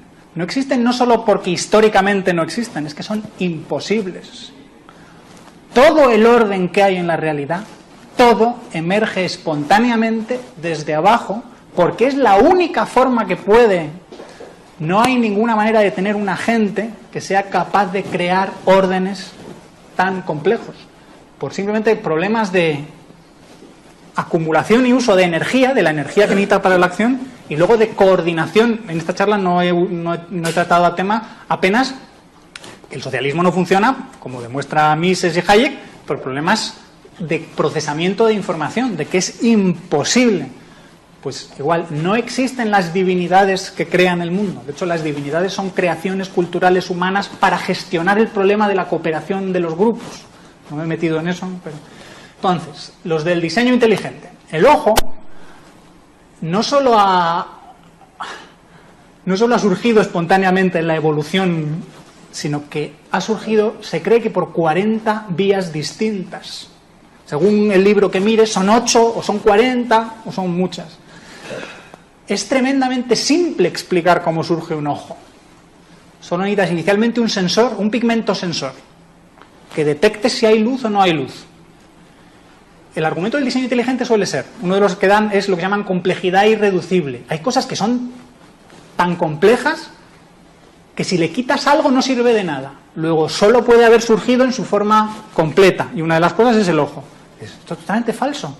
Tú dirás a una persona tuerta, si prefiere tener un ojo o no tener ninguno, a tener, ya que no puede tener los dos.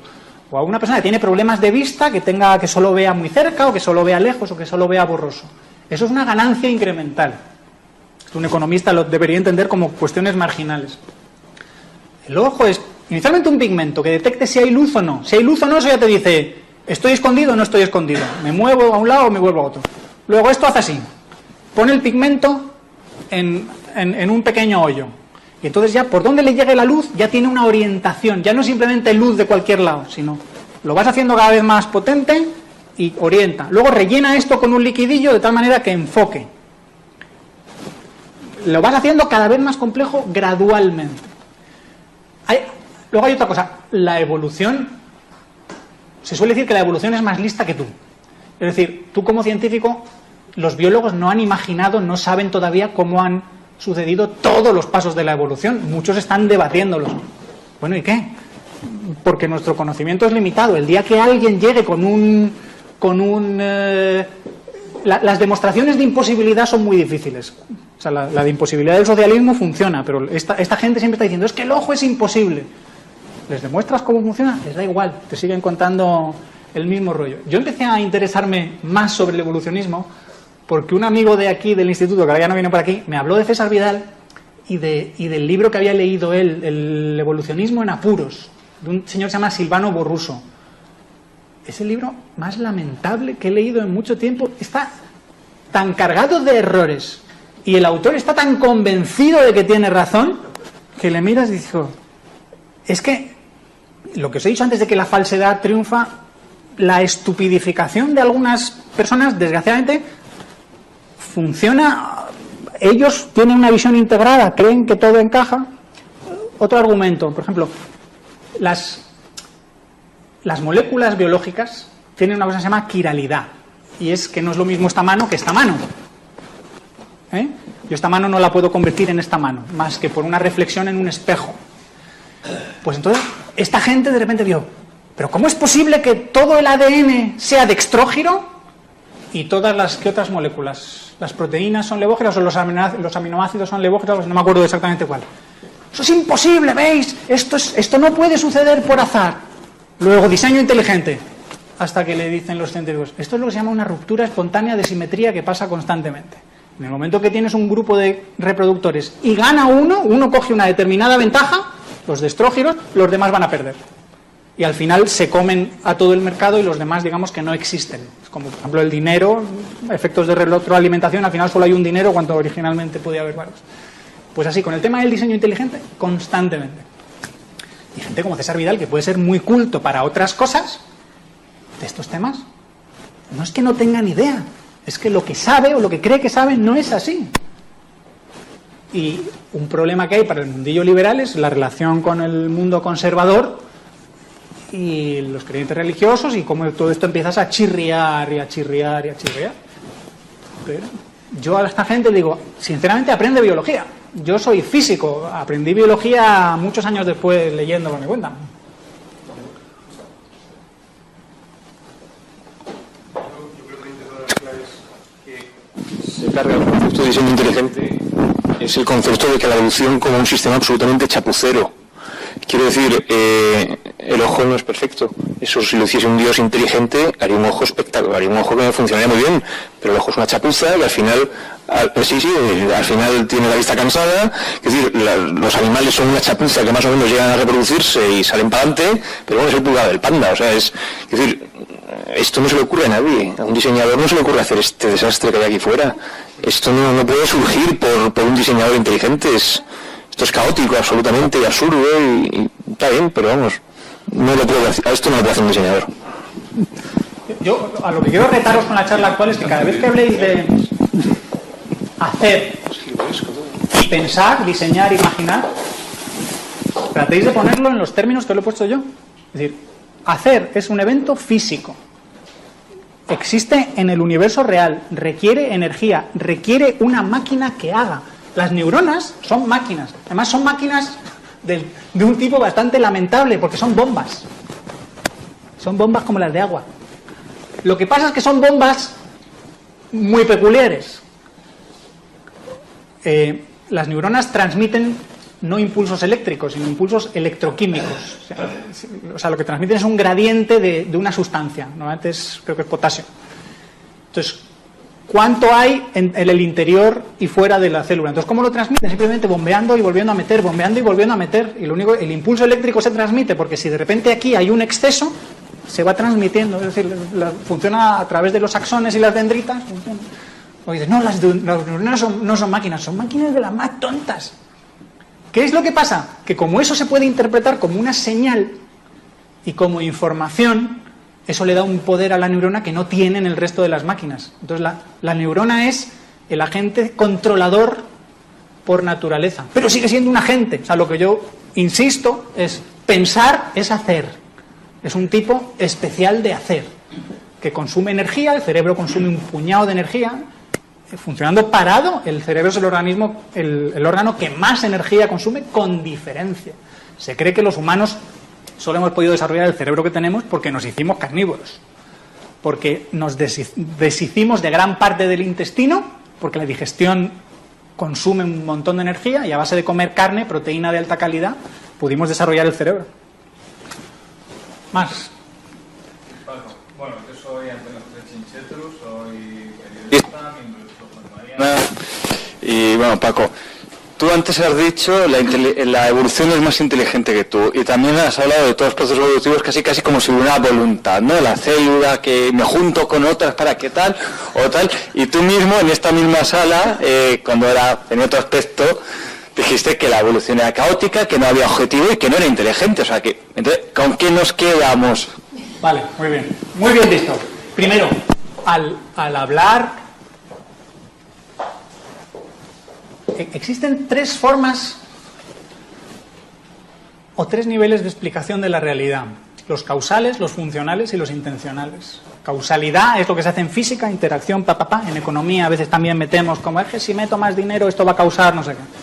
Funcionalidad es típica de los organismos, de ese riñón, ¿por qué está ahí? Porque está filtrando la sangre y quitándole impurezas y tal. La funcionalidad es un subconjunto de la causalidad, son mecanismos causales pero que hacen algo útil. Y la intencionalidad es la de agentes que tienen preferencias y se fijan en objetivos, y somos nosotros. Y también otros animales desarrollados, los delfines, los elefantes, los chimpancés, se sabe que son agentes intencionales, no con nuestro grado de sofisticación, pero con el suyo. Nuestro lenguaje y nuestra manera de pensar, casi todo lo explicamos en términos intencionales. Entonces yo hablo de la célula quiere estar al lado de la otra.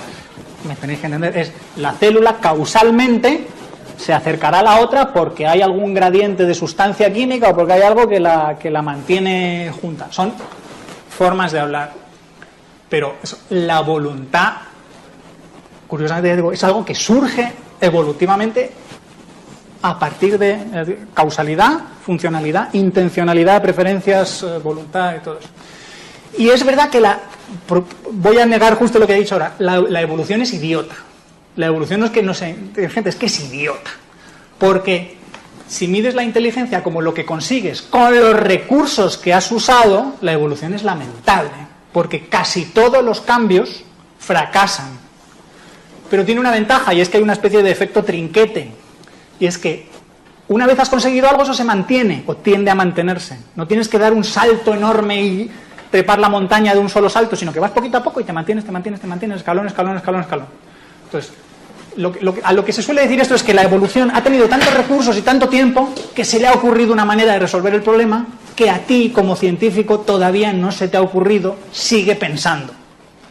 Es decir, aquello de la ausencia de demostración no es demostración de ausencia, pues es lo que se les dice a los si no hemos logrado demostrar todavía este paso cómo se dio, pues denos tiempo, que seguimos pensando en ello, o igual nunca podemos porque es un fenómeno tan complejo y hay tan poca evidencia que ya tenemos que hacer especulaciones. Algunas de las cosas que os he contado son bastante especulativas en el sentido de que dices, hombre, lo de las mitocondrias y los cloroplastos, casi todo el mundo está ya de acuerdo en que aquello fue simbiogénesis. Pero todavía hay una escuela que dice, bueno, en realidad los eucariotes pueden haber surgido de otra manera y luego empezaron a fagotizar algunas bacterias. Pero eso siempre va a haber debate, siempre va a haber complejidad. Fran Medrano, desde Twitter, pregunta algo que no es de pasada, pero supongo que quiere que lo desarrolles más. ¿Qué piensas sobre la influencia de la alimentación y los factores ambientales en la genética? Esa pregunta es súper especializada y complicada. Hay la manera de transmitir información de una generación a otra y los que controlan a nivel más básico el organismo son los genes. Los genes son una secuencia de bases, los llaman nucleótidos, adenina, citosina, timina, guanina, uracilo en el ARN. Pero hace tiempo se descubrió que hay otra manera de transmitir información y eso se llama información epigenética y es información que va como por encima de los genes y que lo curioso es que va a la secuencia de bases, pero además hay algunas bases que tienen como una marca especial. Y es que simplemente hay un grupo químico que no sé si se lo añaden o se lo quitan, van metiladas, me parece que se lo añaden, le añaden un grupo metilo. Entonces, ahí hay una información adicional, esto lo se llama epigenética.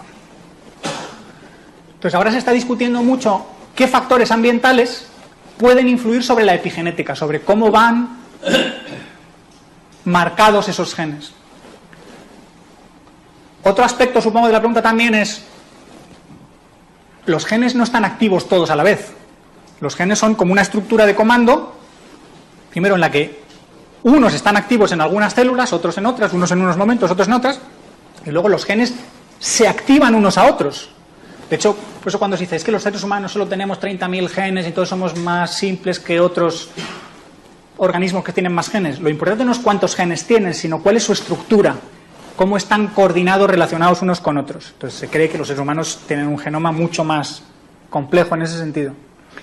Y los genes no solo se activan unos a otros, sino que su activación depende del ambiente. Es decir, si comes algo, te puede producir alguna mutación, algún cáncer, o al revés, potenciar algún gen que produce alguna determinada proteína que sea buena o mala. Entonces, ¿que todo esto existe? Seguro. La influencia concreta, ya tendríamos que ir a una charla con un especialista que sepa, oye, ¿cómo influye la alimentación? Ahora hay un debate muy interesante sobre lo que se llama la dieta paleo. Y es que comemos probablemente demasiados carbohidratos, demasiados cereales, y esa no es la dieta que consumían nuestros ancestros, entonces nuestro cuerpo se dice que evolucionó para adaptarse a nuestras condiciones ancestrales, no a las actuales.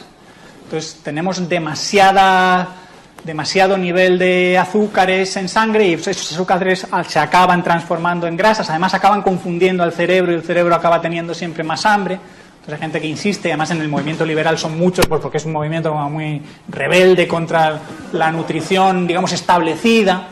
Esto, si fuera verdad, te reconozco que es algo importante, porque dices, la nutrición mundial, la agricultura mundial, cereales hay dos, trigo y arroz, bueno, y los demás, pero esos dos, y luego soja para los animales, que tienen un nivel económico, no sé, Rayo, los demás os sabréis los números, ¿no? Pero es que si de repente eso se viene abajo, primero sería muy difícil que todos nos alimentáramos de proteínas cárnicas, aunque las hay más fáciles que el cerdo y el pollo, son mucho más fáciles que la vaca y tal, pero que, joder, ese es un debate gordo para tener.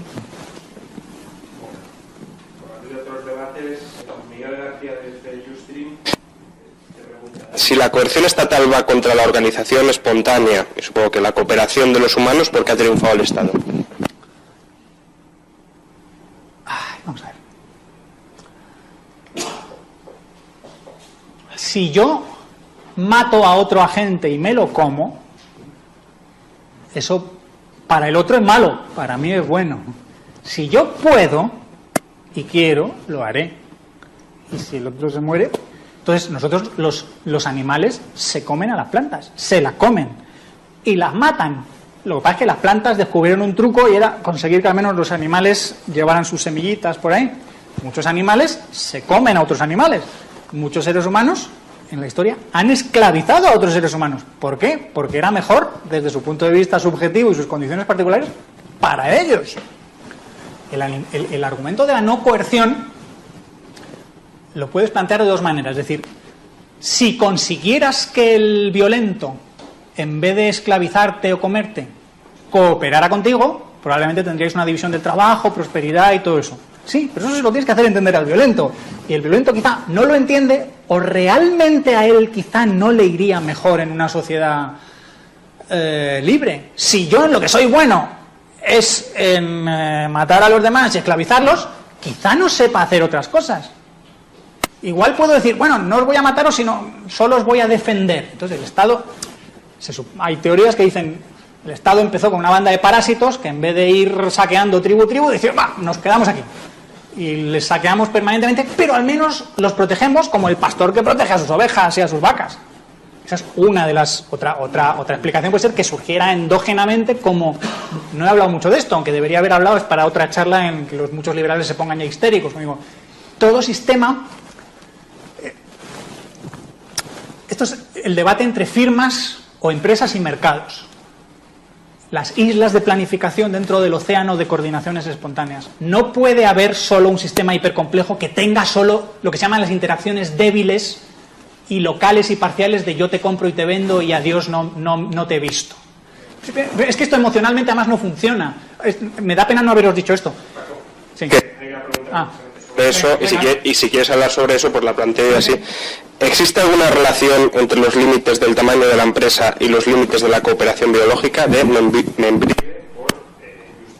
Probablemente, vamos, sí, pero es el mismo problema. ¿Qué límites tiene montar un sistema que ya tiene unos límites definidos y unos intereses claros y una especie de dueños y ya define un dentro y un fuera? Hay un... no sé si era sociólogo, es que no sé a qué se dedicaba, Robin Dunbar. Hay una cosa que se llama el número de Dunbar, que es 150, que dice que dadas las capacidades cognitivas de los seres humanos, las tribus primitivas tenían que tener aproximadamente 150 miembros, y es el número que sale, más o menos. Porque es tu capacidad de memoria y tu capacidad de empatía. Es decir, más personas ni te vas a acordar o no te van a importar. Cuanto ese número crece, ya las relaciones no pueden ser personales y la coordinación no puede ser local del día a día tú con tú, sino que tiene que ser más impersonal o hay que recurrir a sistemas de centralización de la organización. Entonces, esto no he hablado, pero uno de los temas más interesantes del debate entre individuos y colectivos es cuándo funcionan las organizaciones descentralizadas y cuándo el proceso de especialización incluye que el control y la organización se encarguen de ella agentes especializados. En las empresas se tiende a pensar que es necesario el control centralizado, o al menos funciona. Pero las empresas van a tener siempre problemas de que los trabajadores se escaqueen o que los jefes les exploten, todo eso. O sea, va a haber los conflictos de intereses que veíamos en biología. Pero recientemente está viendo artículos sobre empresas espontáneas. Hay una que se llama Valve, que crean juegos, que se está empezando a escribir sobre ella, que no tienen jefes, tienen una jerarquía absolutamente plana. Los accionistas han conseguido que sus trabajadores sean tan entusiastas y se autocoordinen entre ellos, se apuntan a los proyectos que más les interesan, y hay algunos más empresariales que dicen, yo tengo esta idea, es una empresa de juegos, de software, de internet. Y funciona, y están teniendo un éxito brutal, y la gente los está investigando a ver cómo habéis podido reducir tanto vuestra jerarquía, vuestro overhead, vuestra burocracia. Pero en general, en organización de empresas siempre se explica, hombre, que algo de organización tiene que haber. Hay un problema muy curioso, esto os lo digo en plan provocativo. Hay una actividad en la que la organización gana por goleada a la no organización. ¿Sabéis cuál es? La guerra. La violencia, es decir, la violencia a gran escala. Si veis el comienzo de Gladiator, veis ahí a Russell Crowe. Russell Crowe es uno, pero es el que manda a un grupo de legionarios hiperorganizados, que ves ahí en sus, ¿cómo se llaman? Falanges, todos con sus escudos, sus lanzas, y ves a los bárbaros, y aquí ya no vamos a entrar en la disquisición si no eran tan bárbaros, tal, que eran gente que se organizaba bien. Pero si realmente atacaban así, es que merecían perder. Porque la guerra... Yo ahora me estoy leyendo un libro interesantísimo, un señor que se llama Azargat, que es la guerra en la civilización humana. Y ver cómo el libro empieza con una parte de todo de psicología evolucionista, es decir, por qué existe la guerra, porque hay que cazar sobre todo hembras y territorio y defenderse de los demás, y luego una vez que la haces, hazla bien. Entonces la manera de hacerla bien es hacerla organizada. Y organizada quiere decir que tiene que haber un general. No puedes tener muchos generales y tal. Luego, Mariano se ha ido... Ay, qué pena. Mariano me insistía en que ahora, por ejemplo, a muchos soldados se les insiste en espontaneidad, empresarialidad, pero normalmente suelen ser soldados de grupos de operaciones especiales. Al chaval de infantería es uniforme y a obedecer. Paco, hay un ejemplo muy claro que me explicaron. En la guerra civil, en la parte de guerra naval que hubo, en principio la República tenía muchos más barcos que los nacionales. Pero ¿qué pasó? En el bando republicano tiraron a los oficiales por la borda. Hablando claro y pronto. Les mataron, les tiraron por la borda. En el Nacional, pues no. Entonces, ¿qué pasaba? Los republicanos tenían muchos barcos, pero cada uno, me voy a Murcia, y yo, pues yo voy a Cartagena, pues yo me voy a Melilla, pues yo... Los nacionales tenían menos, pero actuaban juntos y bajo un mando unificado con oficial en cada barco. Y luego, y otra cosa que es importante para hablar de los seres humanos es nuestro origen evolutivo. Nosotros procedemos de unos monos sociales que son estados fascistas. Quiero decir, tú ves cómo funciona una banda de chimpancés y es un estado absolutamente, allí no existe el más mínimo concepto de libertad, de democracia, hay 4 monos que son los que mandan y cuidadín, y ya si nos vamos a otros que quizá no van por nuestros amigos evolutivos, no vamos a los papiones y los babuinos, aquello es la Unión Soviética. Quiero decir, o sea, son nazis. Y bueno, y funciona, la verdad es que les funciona. Los monos que son más nazis se cargan a los monos que hay cerca y son los que mandan. Luego nuestro pasado viene por ahí. Lo que pasa es que, bueno, pues también cooperan y tal, pero son bastante fachas. Hay jerarquías de poder y ahí es interesante ver distintos tipos de grupos. Los chimpancés hacen la guerra, son violentos, tienen estatus, hay... No tanto como los gorilas, que hay un solo macho alfa. Los chimpancés hay un grupo pequeño de chimpancés alfa y hembras asociadas con ellos, que son los que comen mejor y los que tienen más sexo y los que tienen los privilegios. Pero los bonobos, que son los chimpancés pigmeos, lo que pasa es que los bonobos quizás sean excepcionales porque existen en un lado del río Congo que es muy fértil ecológicamente y apenas tienen enemigos. Entonces esos se han dedicado al sexo. Entonces, mientras que los chimpancés hacen la guerra para conseguir sexo, los bonobos hacen el sexo para no tener que pelearse. Entonces, casi todos los problemas los consiguen acariciándose, masturbándose unos a otros o teniendo sexo rápido, fácil.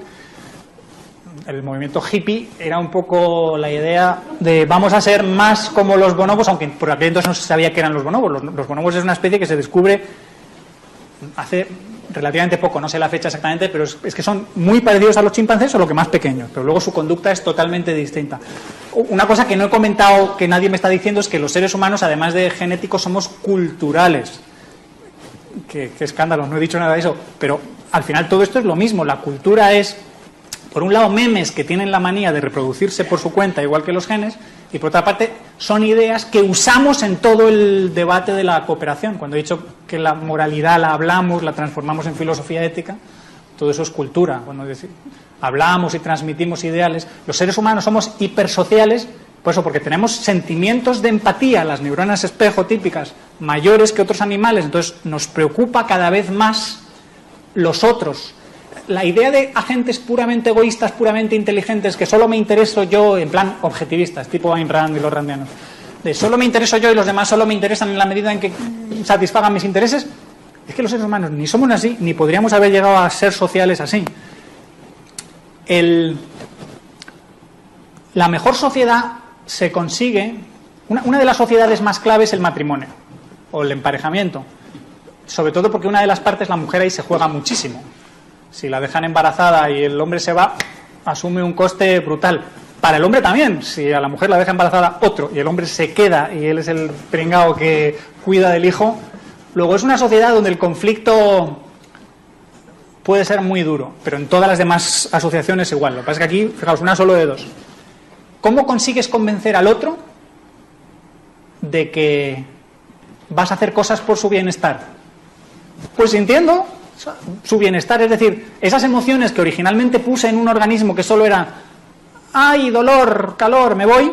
Es, uy, le duele al otro, me duele a mí también que le duela al otro. Es decir, la empatía de ¡ay, mi hijo qué mal está! ¡Ay, mi mujer está enferma y yo lo estoy pasando fatal! Esas sociedades son las que funcionan. No puedes tener sociedades cohesionadas, sólidas, en las que a la gente le da igual unos a otros y, bueno, hacemos un intercambio puntual y mañana no nos conocemos. En los seres humanos también tiende a haber esa agregación. Fijaos, el fútbol y tal, superliberales, Martín Krause, yo me reía con él en Tenerife, siempre vamos, somos individuales, ¿no? Y tenemos nuestros propios intereses. Pierde el River, pierde Argentina y Martín hecho polvo. Y eso nos pasa a muchos, o en un deporte o en el otro, o en lo que sea. ¿Por qué si somos liberales? ¿Por qué si los demás no nos deberían importar? O tal? Porque esas cosas nos importan. Y es como la evolución ha conseguido que hagamos piña. Porque nos importa la piña. Volviendo un poco a la pregunta del señor García, porque hemos pasado a otro tema.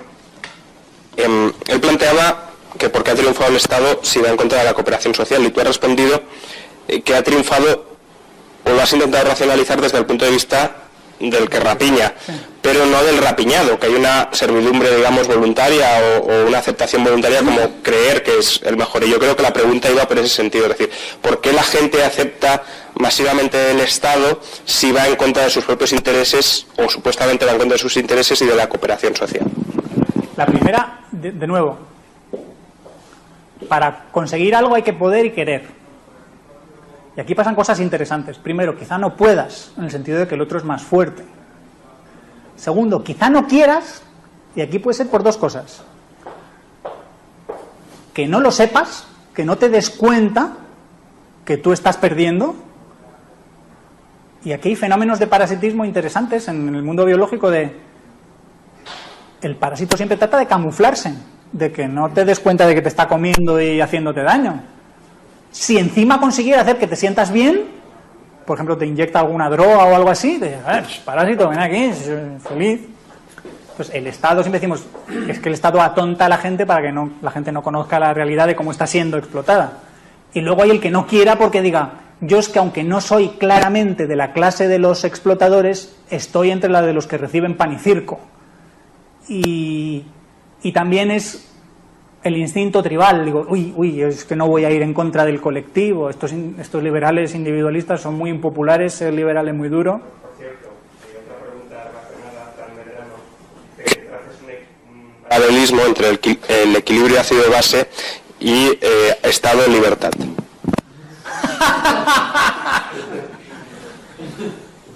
Hombre, es muy difícil porque ácido-base es una... No, es que no lo hay. Ácido-base... El agua es... Os voy a impresionar un poquito. El agua es H2O. Lo que pasa es que el agua, disuelta en su agua, hay algunas de las moléculas que se parten en un H más y un OH menos. El H más es ácido. Cuando se dice pH es qué concentración tienes de H. Y base es qué concentración tienes de OH. Entonces, en la realidad, lo ácido y lo básico están distribuidos de forma simétrica. No hay, es decir, hay más ácido en algunos sitios y más básico en otros sitios, pero en neto es cero. Cuando ves en la realidad de Estado y libertad, Estado hay por todos lados y libertad relativamente poca, ¿no? Ojalá estuviéramos distribuidos igual, de tal manera que hubiera 100 estados y 100... ancapias o sitios minarquistas y dices, bueno, pues me muevo de unos a otros y no, desgraciadamente no es así. De nuevo, la idea de la libertad... Pues la idea de que si vas a practicar la violencia, la organización funciona mejor. Luego, siempre vas a tener algún tipo de organización, siempre que haya algún grupo y ese grupo pueda atacar o necesite defenderse, va a tener algún tipo de organización. Luego, el problema ahí es que si se pusieran en plan ancápico los griegos o los romanos a decir, bueno, ¿quién quiere ser griego o romano? ¿Quién quiere formar parte de nosotros? Firme este contrato. Y a ver si usted forma parte de nosotros, tiene que pagar estas cuotas, tiene que ser soldado si se le llama filas o no sé qué, acepta usted estas leyes. Quizá los grupos que hagan eso sean arrasados por los que realmente se organizan, no le preguntan a la gente, dicen, tú formas parte de nosotros, te guste o no, ala, al ejército, a luchar y vamos a ventilarlos a aquellos. Y ahora lo podemos discutir, la idea es, ahí donde se respeta la libertad de la gente, qué tipo de prosperidad o qué tipo de posibilidades de supervivencia hay. Yo te voy a decir, económica, muchísima más, en la que respeta a la gente. Ahora, si estás frente a un grupo de bestias que vienen a por ti y que se aprovechan que estás discutiendo y ellos no tienen dudas, esclavizan todo lo que pueden y te lo tiran todo, pues igual te ganan ellos. Es decir, yo no tengo ninguna garantía de que la libertad tenga que vencer por encima de las consideraciones biológicas más básicas. Lo bueno es que siempre se dice, bueno, pero los parásitos al final se morirán porque se les acabarán las víctimas. Y es lo que suele pasar en biología. Cuando un parásito es demasiado bestia, se le acaban las víctimas, entonces él se muere también. Por eso hay la relación esa de los parásitos empiezan muy fuerte, pero luego relajan la presión, incluso igual acaban comerciando contigo. Eso es lo que decía Thatcher, pero el socialismo se acaba cuando se acaba el dinero. Terminamos con dos preguntas que para ti estarán tremendamente relacionadas. Las plantea las dos Pablo Martínez Bernal. Una es, te pide si puedes relacionar el tema del autoengaño como manera de engañar a los demás, y la otra, también de Pablo, te cita, la religión es un mecanismo creado por nosotros para cooperar. ¿Puedes explicarlo? Esto es algo que a mí me fascinaba hace, no sé, 10 años, 8, 7 años. Yo iba encajando mi visión del mundo y había cosas que todavía no encajaban de ninguna manera. Y una de las que no encajaba es, ¿pero por qué hay tanto error? ¿Por qué hay tanto error? ¿Por qué hay tanta falsedad por ahí? ¿Por qué? ¿Por qué? Tienes la idea ingenua de, tiene que haber un adaptacionismo y las cosas funcionar mejor, entonces la cognición funcionar mejor, todos conocer mejor la realidad, resolver, dices, con mucho habla conflictos de intereses, pero no más. Hasta que ves, madre mía, qué engañado estaba. Bueno, no engañado, ahí era desconocimiento. Los psicólogos de repente descubren, dentro del tema de la cooperación, siempre vas a estar intentando sacar lo máximo posible de esa cooperación.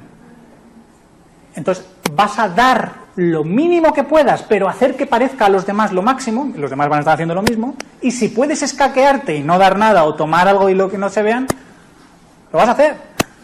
Pero por puro, porque es que si no lo haces tú, lo va a hacer otro, y evolutivamente ese otro te va a ganar. Luego, siempre va a haber una componente de engaño en las relaciones, siempre. ¿Cuánto?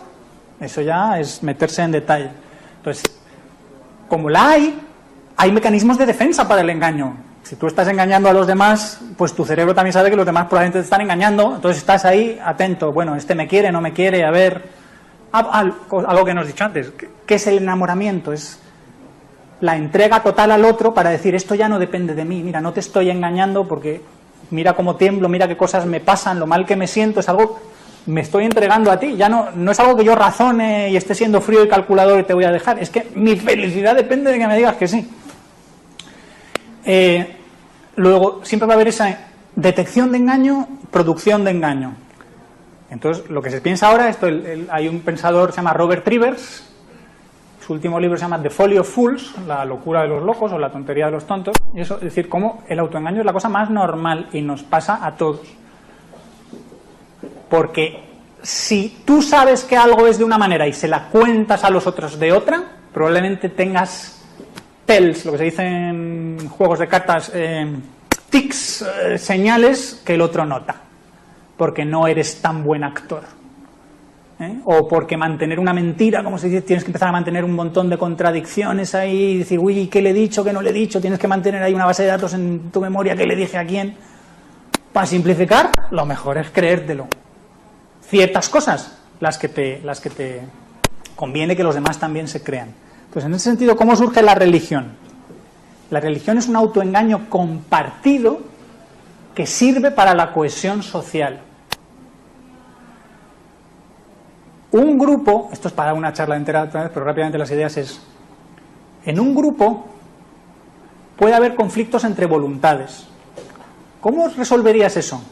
Con una voluntad superior. ¿Qué son los dioses? Voluntades superiores. Luego, todo el discurso religioso es el Dios quiere tal. Luego, todos los creyentes orientan su preferencia hacia eso. En realidad, lo divertido es que el Dios es el grupo. El Dios es un poco el símbolo del grupo, para que la gente, el grupo no lo vea así, salvo que haya algún superinteligente que vea. Si aquí lo que estamos haciendo es por el beneficio del grupo y Dios es el nombre que le damos al grupo o al símbolo que nos representa. Para que eso funcione, la gente se lo tiene que creer. Es decir, no puedes ir ahí todos, vamos a autoengañarnos o vamos a hacer como que sí. Eso funciona mucho mejor si la gente se lo cree.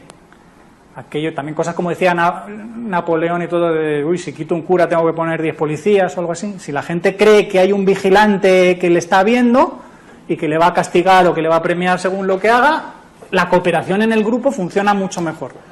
Luego, algo que podría parecer absurdo, decir, ¿cómo la gente se va a creer algo que es falso?